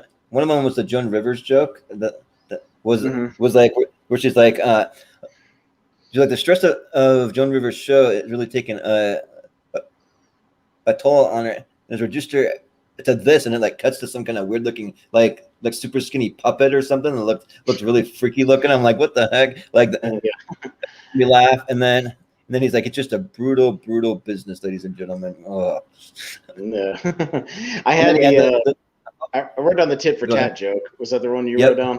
I thought the tit for tat joke was pretty funny. He had like, it was some headline. He was like reading about like the Russians in a tit for tat, scheme or something like that. And he was like, now what is tat? Where do I get it? And how do I get it in exchange for the other thing? Yeah, right. So I thought it was a pretty funny little play on words. Cause I've always wondered like where that phrase comes from. Like, what does that even mean? I don't know. I'll have to look it up and see one day. Like Urban Dictionary and see what tit for tat means. I don't know. Yeah, and like also like I feel like like Dennis Miller, like he's a pretty smart guy, and like he knows a lot about like all his foreign leaders and like all these things, all these guys from other countries. So like I've always wondered, like he writes a lot of the jokes, or if he has writers write it for him. I don't really know. From what I saw in the book, that Live from New York book I was reading, he wrote a lot of the material himself because he was really adept at writing, like especially political jokes or current event jokes, things like that. That's what most of his stand-up was based on. It wasn't really a lot of like soliloquies or things about fictional scenarios. Most of his stand-up was kind of based on current events or political things of the time or current pop culture stuff. He didn't really do a whole lot of like stories and kind of made up material. He did a lot of like based on true stuff material. So I think he was at least like the head writer as far as like the Weekend Update stuff goes. So he was a very strong contributing writer to it. I think the other guys wrote some of this stuff too, but I know he had a big hand in most of his jokes because most of the jokes he does are very much in his style and the way he would come up with a joke. Yeah, I know that he has a radio show where he talks politics and stuff now. So yeah, he has a podcast now or something like that. I think he got out of radio and he has like a podcast on Westwood One now, something like that. I listened to an episode with Dana Carvey when we were prepping for the other episode because they talked about SNL and like that year they started and all that. So he talks a lot of politics in their stuff too. Still does. Yeah. He had one other joke that I thought was a little bit funny where he's like talking about Mickey Mouse going to China to promote some kind of Chinese Mickey Mouse cartoon, and then he's like, we also had Goofy in Beirut, and then Hassan Fuss in Nicaragua, which is like a reference to like one of their like big political leaders. Whose name was Hassan, and then like he added the little fuss to make it, I don't know, like relatable to a cartoon or something. Right, he was making up cartoon names for all the like dictators of the third world countries and stuff like that. Yeah, right. Cartoon names, yeah, it was all right. I didn't have a lot else about Weekend Update. We can kind of move on from that. No, me neither. Yeah. So the next one that I had was the two Sammys. Did you have that one? Mm-hmm. Yeah, Sammy and Sammy. Okay. Yeah, I saw that one. Mm-hmm. Yeah, that's pretty funny. Like I liked it. Where they're like saying like they like talk about some big plans they have. They're like, who am I kidding? that's another thing I'm never gonna do, right? And so they'll like talk about like their plans for the future, or like Kevin Nealon says he wants to get in shape. He's like, who am I kidding? Just give me another cold one. Come on. Like, who am I kidding? That's another thing I'm never going to do. The idea is that these two slackers played by like Dana Carvey and Kevin Nealon. There's these two kind of New York guys. They're wearing like the same shirts. They both say Sammy on them. And I don't know if they were supposed to be like brothers, were they? I think they were just guys who kind of acted like brothers, I think. They were just like good friends, but they were both Sammy and Sammy. And yeah, they kind of got these like fake pot bellies on, and they're just like drinking beer and like watching sports and sitting in like a basement of a house, on a couch. And they're always talking about like their plans and all these big plans they're going to do. Carvey at one point is like, you know what I think I'm going to do? I think I'm going to settle down. I'm going to finally go out in the woods, build my cabin, really start like a farming business out there, live off the land. Yeah, who am I kidding? I'm never going to get around to that. Yeah. So, they're just kind of got these real thick, like New York accents. And then the idea is that later on, I think Kevin Nealon's like sister or something comes down with Phil Hartman, and they're about to go on a date or something like that. And Hartman's trying to play it off like he doesn't agree with these guys or doesn't really like them, and she's kind of saying like, you don't need to hang out with these guys are slackers, and he's like, oh yeah, I got a 5-year plan, and I'm a big finance guy, and but he secretly like wants to be Sammy and Sammy. Yeah, right. He wants to like hang out with them. So he like comes back down after his girlfriend goes to bed, and like secretly he's like hanging out with them and stuff, but he's like, oh yeah, no. Where he's like, yeah, like, I'm gonna open up. It's like, yeah, I'm gonna marry her. Yeah, I'm gonna get married to her. Who am I kidding? I'm not gonna marry her. We're not gonna do that. Yeah. And he's like, I'm gonna open up a chain of clothing stores, and then they're like, yeah, that's another thing you're never gonna do. It's like, no, I'm serious. Like, I already have all the meetings scheduled. Already have the hotel booked. I already booked the hotel to Ramada Inn. He's like, yeah, the flight leaves tomorrow morning. Yeah, you're not going to do that. Yeah. So, yeah, it was all right. Overall, it seemed like they were trying to push this as like hey, here's some more guys we could turn into returning characters. Right. Guys returning characters, but for life of me, I don't remember these characters, so I don't think they make a return. I think I Wikipedia them, and I think they make like 2 appearances. They might show up again, but again, I think it was one of those ones that they were trying to get it to catch on. It didn't quite catch on because it's really just kind of a one joke thing with them just doing that. That'll never happen, that sort of thing. Yep. So I don't see it going very far. They were really trying to push it, but I mean, it was still entertaining. I still laughed at it, but you could tell they were kind of like really pushing it. It's like, hey, we have these new characters. You want to have them back next week, like Church Chat? Yeah. Okay. When the real characters from those two are actually Hans and Franz. Mm-hmm. Yeah, I think they start doing Hans and Franz like next season, right? Something like that, like pretty soon. Yeah, I think so. Yeah, I feel like the first time that they did it was pretty early on. I wouldn't even be surprised. Maybe we got a clip of it this season at some point. Maybe, I don't know. Yeah, maybe. I haven't looked into it, but yeah, I kind of feel like it's pretty early. Like they started doing it in like 87 or 88, maybe even like you said, even this season. I don't know for sure, but I'll come see as a surprise if they show up later on this season. Yeah. Yeah. Right. But so the next one that I had was a little clip about dog baseball. Did you have that? Mm-hmm. Yeah, I had the dog baseball clip. Mm-hmm. Yeah, like I didn't really find it super funny. Like it's kind of interesting because I could tell that it was narrated by Robert Smigel, the one who does like Deep Thoughts by Jack Handy, and so like just having his kind of like just like kind of smooth, like relaxing voice as these dogs are just like they make it out to be like dogs baseball is some kind of sport that's like some kind of national pastime for certain states and certain areas of the country, and then just like literally like these like dogs, and they throw a bunch of baseball equipment at them and just let them just like run around on like an open field and just like play with baseball equipment. It's like, okay. I mean, it's like kind of funny. I didn't find it hilarious, but it was okay. It wasn't terrible. There was a couple of lines that I thought were funny because it starts out kind of serious where he's like, we all get in the car and we go to this field and it's time to play dog baseball. And then he's like, we're going to line up the bases now and we're going to do this. And he goes, and he starts focusing on different individual dogs. And he goes like, here's Chipper and Molly. When they do play baseball, it's fun, but mostly they just sit around and run the antique store.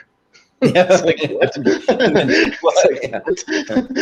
And then the funniest line I thought, because I just really like weird lines and absurdist lines. He goes, he shows another dog kind of playing about, just sniffing around down by this creek, and he goes, "This is Maps. He doesn't really like baseball. He likes plankton." Yeah. So it was, some of those weird lines kind of caught me off guard and like made me laugh. But you know what it seemed like? It seemed like an early version of like a Tim and Eric kind of a sketch, like just a really absurdist sort of deadpan sketch, you know, that either you kind of get it or you don't. And apparently the guy who did this, it was like a guy who did like dog paintings and did these like dog short films, and they got him to like do this dog baseball thing. Like it's some guy, I forget the guy's, I didn't write the guy's name down, but he's got other short films like this where it's just him like playing with dogs and stuff. You can go look it up on YouTube. It's very interesting. But yeah. So yeah, but it kind of caught me off guard that it wasn't like an SNL person like narrating it or doing it. It was like this outside, you know, person just like throwing the sketch on here. It was kind of strange, but I mean, it was amusing for what it was. It was just, I didn't really understand like the point of it, but it was kind of funny. Yeah, like having Robert Smigel in there as a narrator makes me kind of look forward to the Deep Thoughts, because I actually love Deep Thoughts by Jack Haney. I actually own all the books, so I actually went out and like bought all the books with like Deep Thoughts in it. So I always I was watching like a random like 93 episode. I forget who was hosting, but like they had like 3 different Deep Thoughts segments, and I was like, oh yeah, I forget how much I love these segments. They're really funny. Yeah, right. Yeah. These are good. So we'll move on from dog baseball. What'd you have next? And I'll see if we coordinate here. So the next one was a game show called Make Joan Baez Laugh. Did you have that one? Yeah, I had that one. Mm-hmm. Nice. Mm-hmm. Yeah, so it's another awesome just kind of hosting role by Phil Hartman, just trying to make Joan Baez laugh, and he's like talking about the history of the show. It's the longest running game show in history. After 9 seasons, still nobody's can make able to do it. Laugh. It's like, wow. Yeah. So you have him trying to do like some like jokes, like tell a few jokes, and at one point even tries to tickle her and she won't laugh and stuff. It's just pretty funny. But it's is it Jan Hooks that plays Joan Baez? No, it was Nora Dunn plays Joan Baez.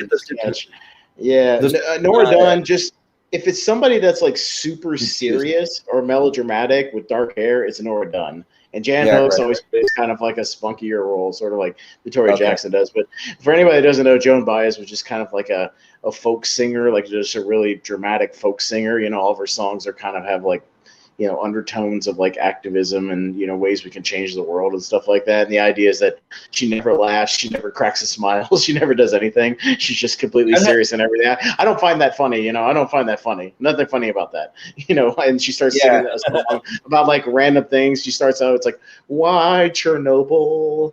Why the homeless? Like this song called Why, where it's like why and all this stuff. And then Phil Hartman's like, okay, moving on, let's make Joe Baez laugh. So yeah, and they kind of. I think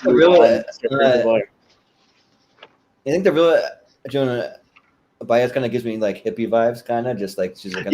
She was a real like she started out in the 70s. She was a real like hippie. Yeah, she was like a hippie folk singer activist. I mean, you know, if you look up any of her big songs, it's all just very like hippie folksy kind of stuff. Yeah, for sure. Yeah, but then so they bring on this guest. They have John Lovitz come in as a young Howie Mandel, just kind of being goofy and off the wall, doing kind of the zany kind of stuff. So he ends up putting this like this a latex glove on his head and then blowing it up with his nose. And finally, that's the thing that actually gets her to laugh after 9 seasons. Just like blowing she ends up spitting out her drink and she starts laughing.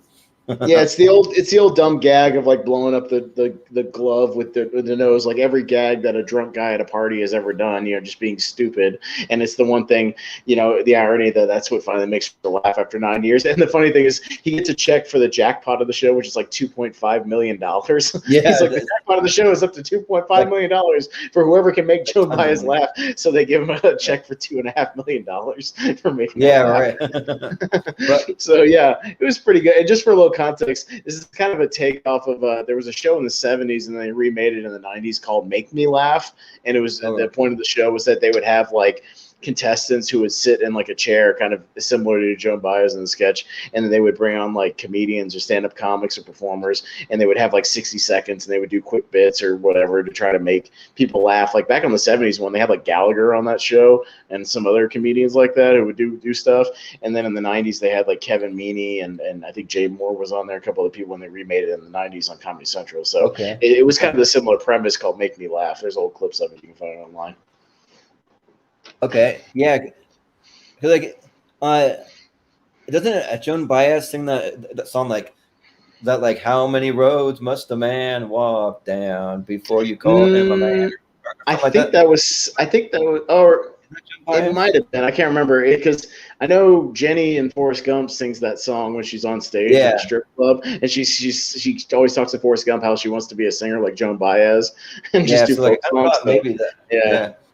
Maybe I can't remember if that's her song or not, but that's the idea. Yeah, I'm not super familiar with Joan Baez's actual music, but like I do remember seeing her like just like some clips of her and like the way she sings, the way that and the stuff she kind of sang about, kind of. So yeah. But yeah, but I think the next one that I had was a second pork ad, which like I honestly like. Was kind of I didn't even like write anything down about it. I think it was it was like somebody just doing another pork ad. We can move on. It was literally the same joke as the one before that. Yeah, like the same thing. There was Jan Hooks in it. I think Victoria Jackson was maybe in it, but I don't remember. Something like that. Yeah, whatever it was. Yeah. But then they had another song by Rico Kasich, which is another forgettable. I didn't even write it down because I didn't recognize it or like it really. Sure. So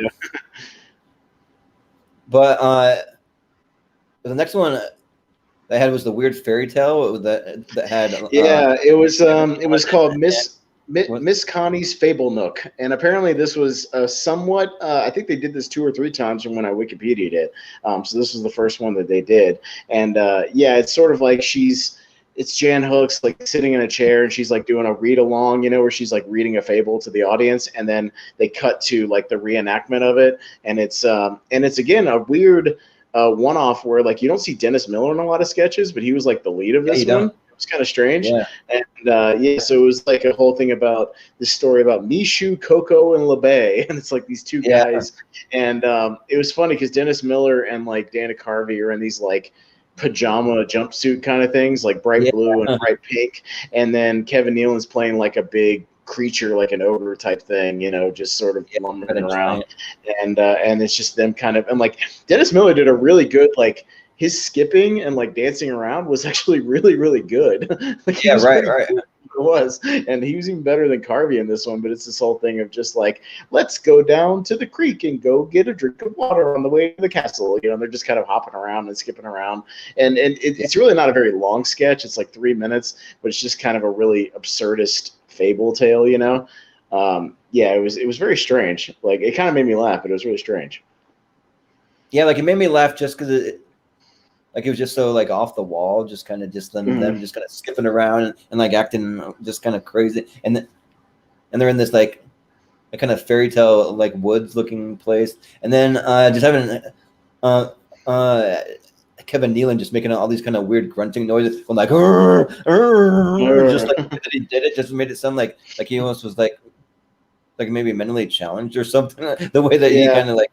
Yeah. Like the only line I really laughed at, like she's reading this play, or she's like reading the story, and then it cuts to them and they're kind of acting some stuff out, and they get to like this stream or creek thing, and they're all like, let's take a drink from the stream, and then the Kevin Nealon's like ogre goes to take a drink, and they're like, no, you don't get one, you got to learn patience. You got to learn patience, LeVay. And then they pull out these little twigs, like, quick, get the prodding sticks and poke him away. And they're poking him with the prodding sticks. Just the way they said, like, go get. Dennis Miller was just like, get the prodding sticks out, back, away. And it was like that part made me laugh for whatever reason. So it's really quick, and it ends kind of abruptly. Like it just cuts back to Jan Hooks, and she's like, next week, we'll do another, story next time or whatever. But it was very quick. Like, it was only like a 3-minute sketch. It kind of had an abrupt kind of start and end. It was very strange. Yep. Yeah. But so the next one that I had was Rosanna Arquette, like singing like a weird song in a diner or something. Do you have that one? No, I didn't get that one.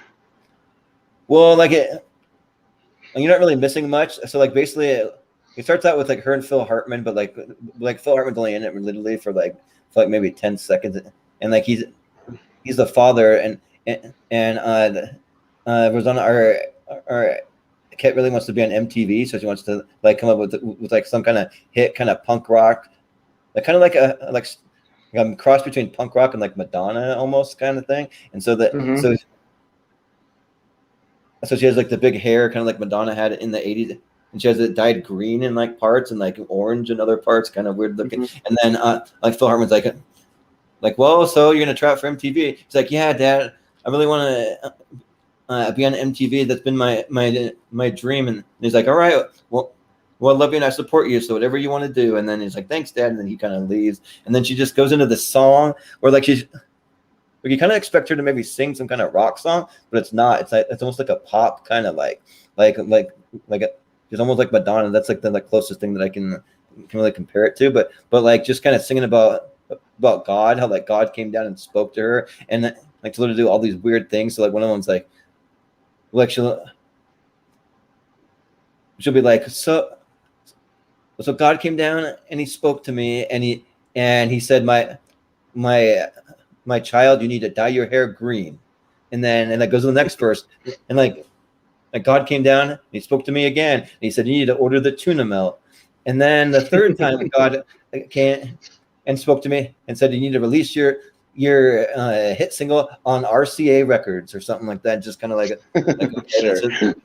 Just kind of like random. So it wasn't really just super funny. Like I didn't even really like it that much. I mean, it kind of was okay. I mean, it wasn't the worst sketch, but yeah, I wasn't really too big on it. So really, that was like number 2 of like the 2 sketches she was actually in through the show, kind of like Malcolm Jamal Warner. She was only in 2 of the sketches, right? Yeah, because she was in this one, I guess, in the church chat and the opening or whatever. Yeah. But yeah, I mean, so yeah, it's very strange because she's not in most of the good ones on both shows. She's not. The host wasn't even a part of. Right. Yeah. Because you have the short film was really the only other thing left. Dude. Well, so what it was when it came up, it says it's a short film by Jim Jarmusch, who you might recognize his name. At least more recently, he did that movie, The Dead Don't Die, the zombie movie with Bill Murray and Adam Driver. Yeah, he did that movie, and he did like Only Lovers Left Alive with Tom Hiddleston, but he was around this time he had done a movie called Stranger Than Paradise in '84. It's like this black and white art house movie, and it's really, really boring. But of course, like there's these art house people that think it's like the greatest thing of all time because it has 10-minute pauses between characters just sitting there in a car and stuff, and it's it's art house perfection, of course. Right. So, but the idea. Well, here's the thing. When this started, it starts as a short film by Jim Jarmusch called Coffee and Cigarettes, starring Stephen Wright and Roberto Benigni. And it's really Stephen Wright and Roberto Benigni. And the thing I thought was, I didn't know if this was like a parody of Jim Jarmusch or if it was really him, because it had Stephen Wright and Roberto Benigni. But it really is a real short film that he just did with these 2 guys. Like, it's real. It's not like a parody he did for SNL. This is just like a short film he did. So it's very strange because it's SNL. I thought it was one of those things. Like, do you remember a couple of years ago? They did a thing with what's his name, Edward Norton playing Owen Wilson, and they did the little parody of the Wes Anderson like horror film. And it was like the Codier of Strange Occurrences or whatever. Like, it was a parody of like what a Wes Anderson slasher movie would look like, but it was like a parody. And I thought it was going to be something like that, where it was going to be like parodying how silly and absurd like the Stranger Than Paradise movie was, right? That's what I thought it was. But then when I researched it, like, it's this real short film that he just did with Stephen Wright and Benigni, just like sitting at a coffee shop like outside and just like talking this like weird dialogue. Like, the whole thing is just they're just sitting there like sipping coffee, and Benigni's like asking him like, do I know you? And he's like, I don't know. Have we ever met? Do I know your mother? Okay. Would you like some coffee? Yeah, I'd like some coffee. I drink a lot of coffee. I drink it really, really fast, and then I go to sleep, and I have really fast dreams. Oh, yeah, I like that a lot. And then eventually it's this thing where he's like, all right, I got to go. Like, Stephen Wright's like, I got to go. I got to go to the dentist. I don't really like the dentist. And Benigni goes, but they're playing it straight. It's not played for comedy. It's weird. It's like all these weird lines, but they're not played for comedy. And Benigni's just like, I'll go to the dentist for you. I like the dentist. Oh, you want to go? Okay. Here's the card. Go to the dentist. Like, it's just 10 minutes of them just like talking, and it's very strange. And apparently it's just this short film he did, and people were amused by it, and it ended up being part of a DVD, like a compilation called Coffee and Cigarettes. And it's like 11 of Jim Jarmusch's short films. Like, he shot a whole bunch of short films over the years, and he put them all in this compilation. So like, it's a real thing. It's not an SNL bit, which is why it's strange that it's even on here. I just didn't really understand like what it had to do with this episode, or what it had to do with this in general.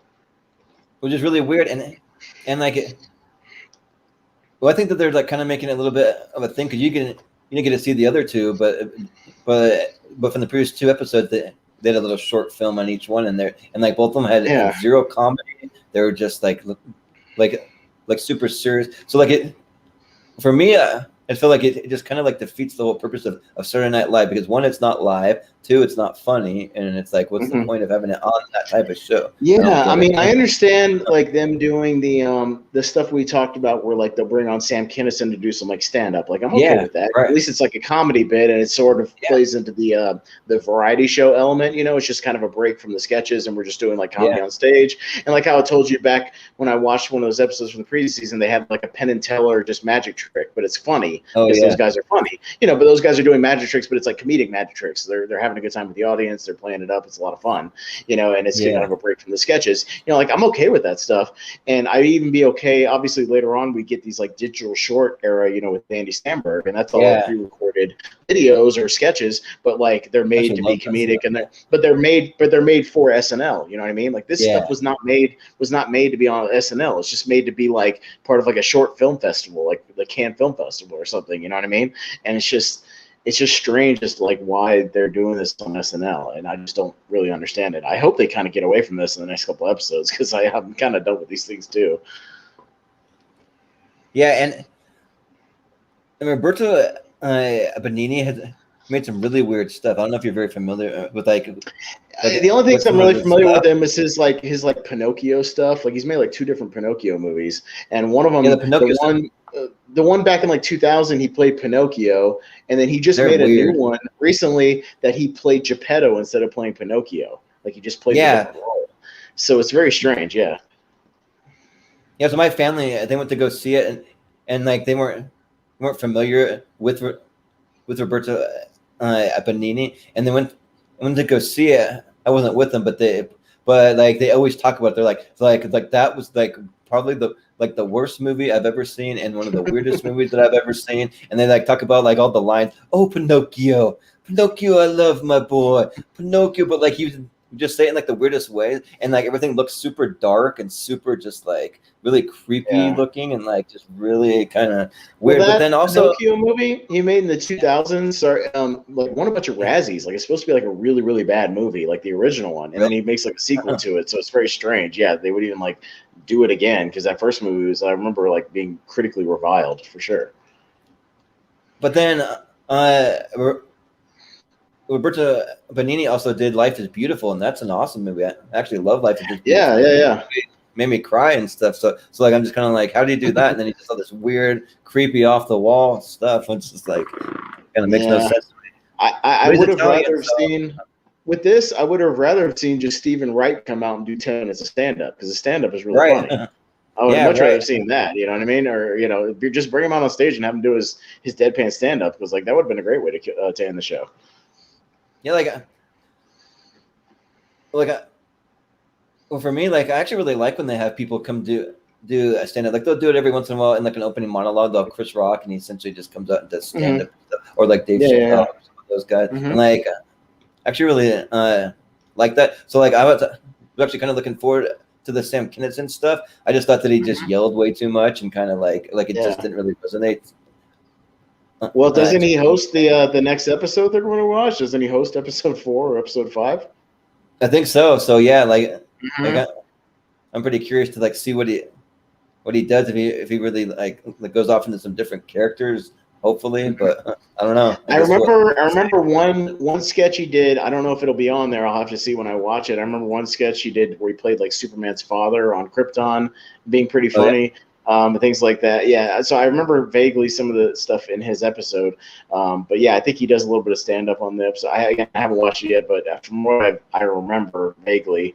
But yeah, I mean, he was real big around this time. His stand-up was blowing up. He was in Back to School with Rodney Dangerfield. He had a really memorable scene in that movie, playing like a history professor. And so, I mean, he was blowing up around the time, so I could see why they probably did the stand-up. They probably really liked him and just said, hey, just while you're in town, come back and host next week, So yeah, we'll right. see what happens. Mm-hmm.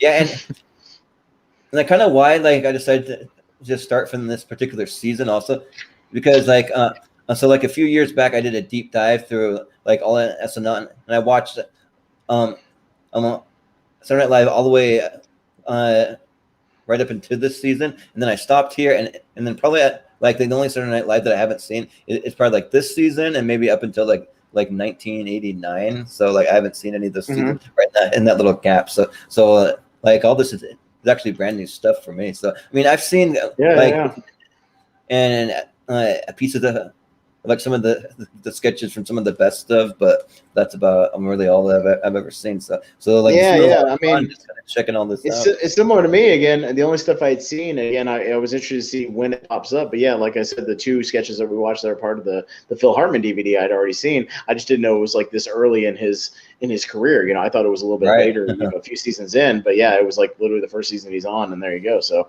but yeah, good stuff overall. That's most of what I'm familiar with. I've seen a few things here and there, in reruns. But yeah, I'm looking forward to kind of a lot of this material is pretty new. Not all the characters are new to me, but a lot of this material is pretty new to me. Yeah, right. Mm-hmm. And like I just kind of think of like what would have happened if Phil Hartman wouldn't have gotten killed, man. We would have gotten so much awesome stuff. Yeah, dude.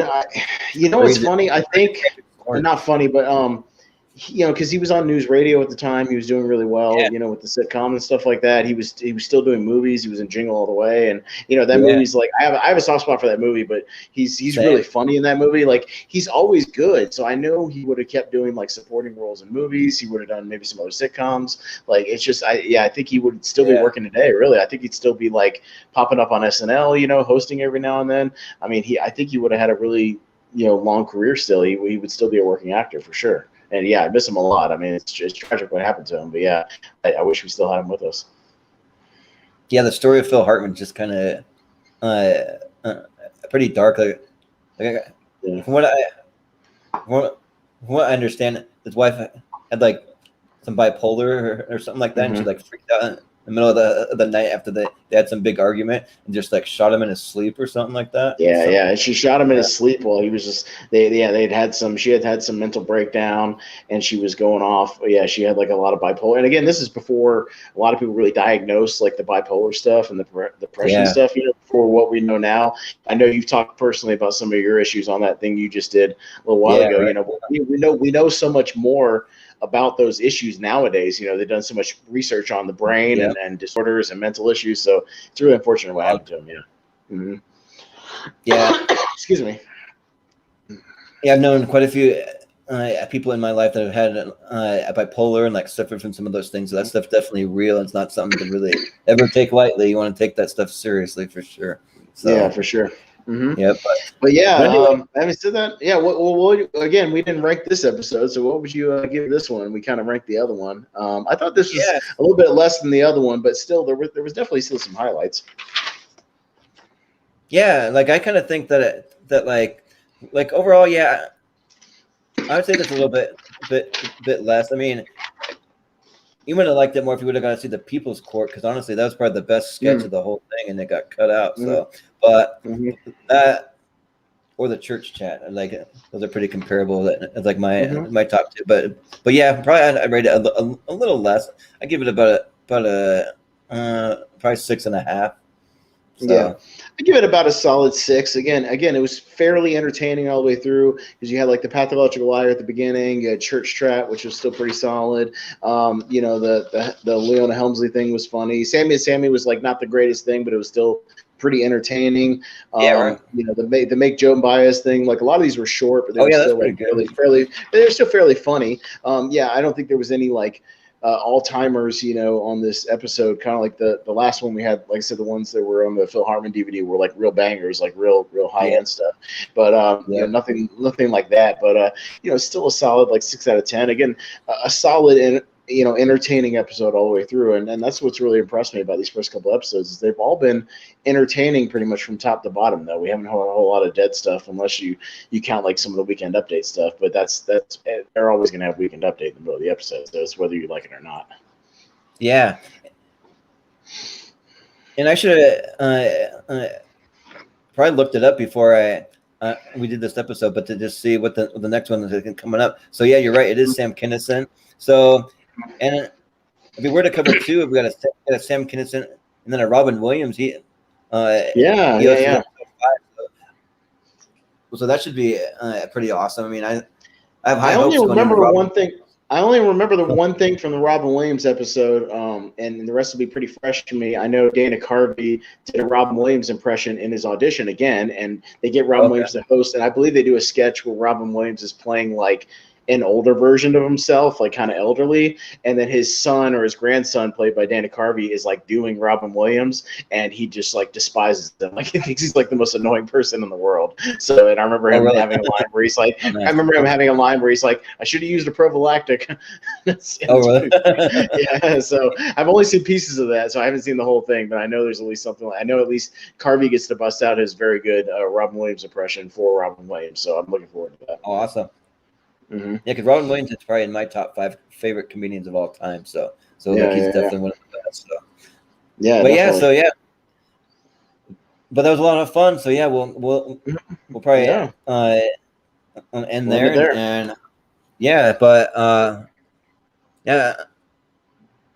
I'm excited to do the next couple of episodes and see what we got coming down the pike here. And probably we don't really have a set time for all these episodes. We usually kind of just like do it based on each other's schedule, but we'll definitely make some announcements a few days prior, kind of let you guys know when the next episode is going to air. And this has been fun. So I mean, I guess I'll just say, Austin, where can the people find you? I know you're not huge on social media. I'm not big on social media. You can find me, Austin Pez Howell, on Facebook, and Briggs and Howell Film Critiques. I post there occasionally. Again, once the movie theaters open back up and I can start seeing some movies, I'll post a lot more videos there. So we'll kind of see what happens. Yeah. But maybe I'll do some videos about some of the stuff coming out on HBO Max. We got some big movies coming out soon, so maybe I'll do some reviews on there, and we'll see what happens. But yeah, man, this has been a pleasure as always. Love talking to SNL, and we'll do it again very soon. Yeah, for sure. Yeah, and where I'm at, actually just having AMC theaters open up, so I definitely want to go and try and support them. I don't want them to go to business, so I got to support them where I can. Mm-hmm. So, but yeah, you can find me all over the Movie Hero network. We have a show coming up this Friday. We're thinking probably it's going to be 6 p.m. Pacific, but that is subject to change by an hour or two. So we'll definitely let you know. But we're going to be ranking the best and worst movie musicals of all time. So I'm excited because I'm not really a huge movie musical fan, but I got some really cool guests that are going to educate me on like what are the ones that I definitely need to see. So like you won't have to tap me for that one because it's not my favorite genre in the world for sure. But I will tell you, if you guys don't put number one as Xanadu with what's the name from Greece, I'll be really ashamed. So make sure you put that as number one. Yeah, for me, I've never seen it, but like it's got to be either that or or maybe The Wizard of Oz for me. That's one of my musicals, or maybe Mary Poppins. Those are some of my top. The only ones definitely... the only ones I can really stand are like Mary Poppins, like Grease, and recently like The Greatest Showman, the Hugh Jackman movie. I thought was pretty good. But other than that, musicals, it's not my bag. So I hope you get some good guests on there that can educate the both of us and maybe recommend some really good ones. But yeah, that's not really my forte. But have fun with that, please. Yeah, right, for sure. Yeah, but the week after we're going to be doing the best and worst Steven Spielberg movies. We can definitely get you on for that one.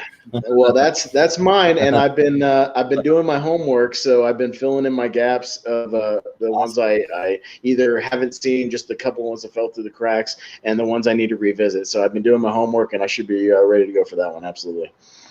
Awesome. Yeah, we got some pretty unique ones. Some a regular co-host, his name's Chris Scott. He suggested that we do on the best and worst movie theater snacks after that. So we're going to kind of veer off into a little bit of a different territory for that. So it should be kind of interesting. So we'll have that too. And then also this week we're going to have our show Blind Spots. We're going to be doing Taxi Driver, like I mentioned earlier. So we're not 100% sure. We're thinking probably Saturday for that, but we'll definitely make all the announcements. Usually on Facebook, and then always in the Showdown Friends and Family group. So the Showdown Friends and Family group is a great place to get all the announcements. Yep, about the Showdown, about our channel, and then about just like anyone that's a part of that community that's a member of the group. I just tell them like, just feel free to just post to your heart's desire and just definitely let us know what you have going on, and we'll definitely give you a shout out. So yeah, that's definitely an awesome place for that. But yeah, that's where you can find me. So yeah, for Austin Pez Howell, and then I'm Jordan Movie Anderson, and this has been Live from Movie Hero, and we'll see you next week.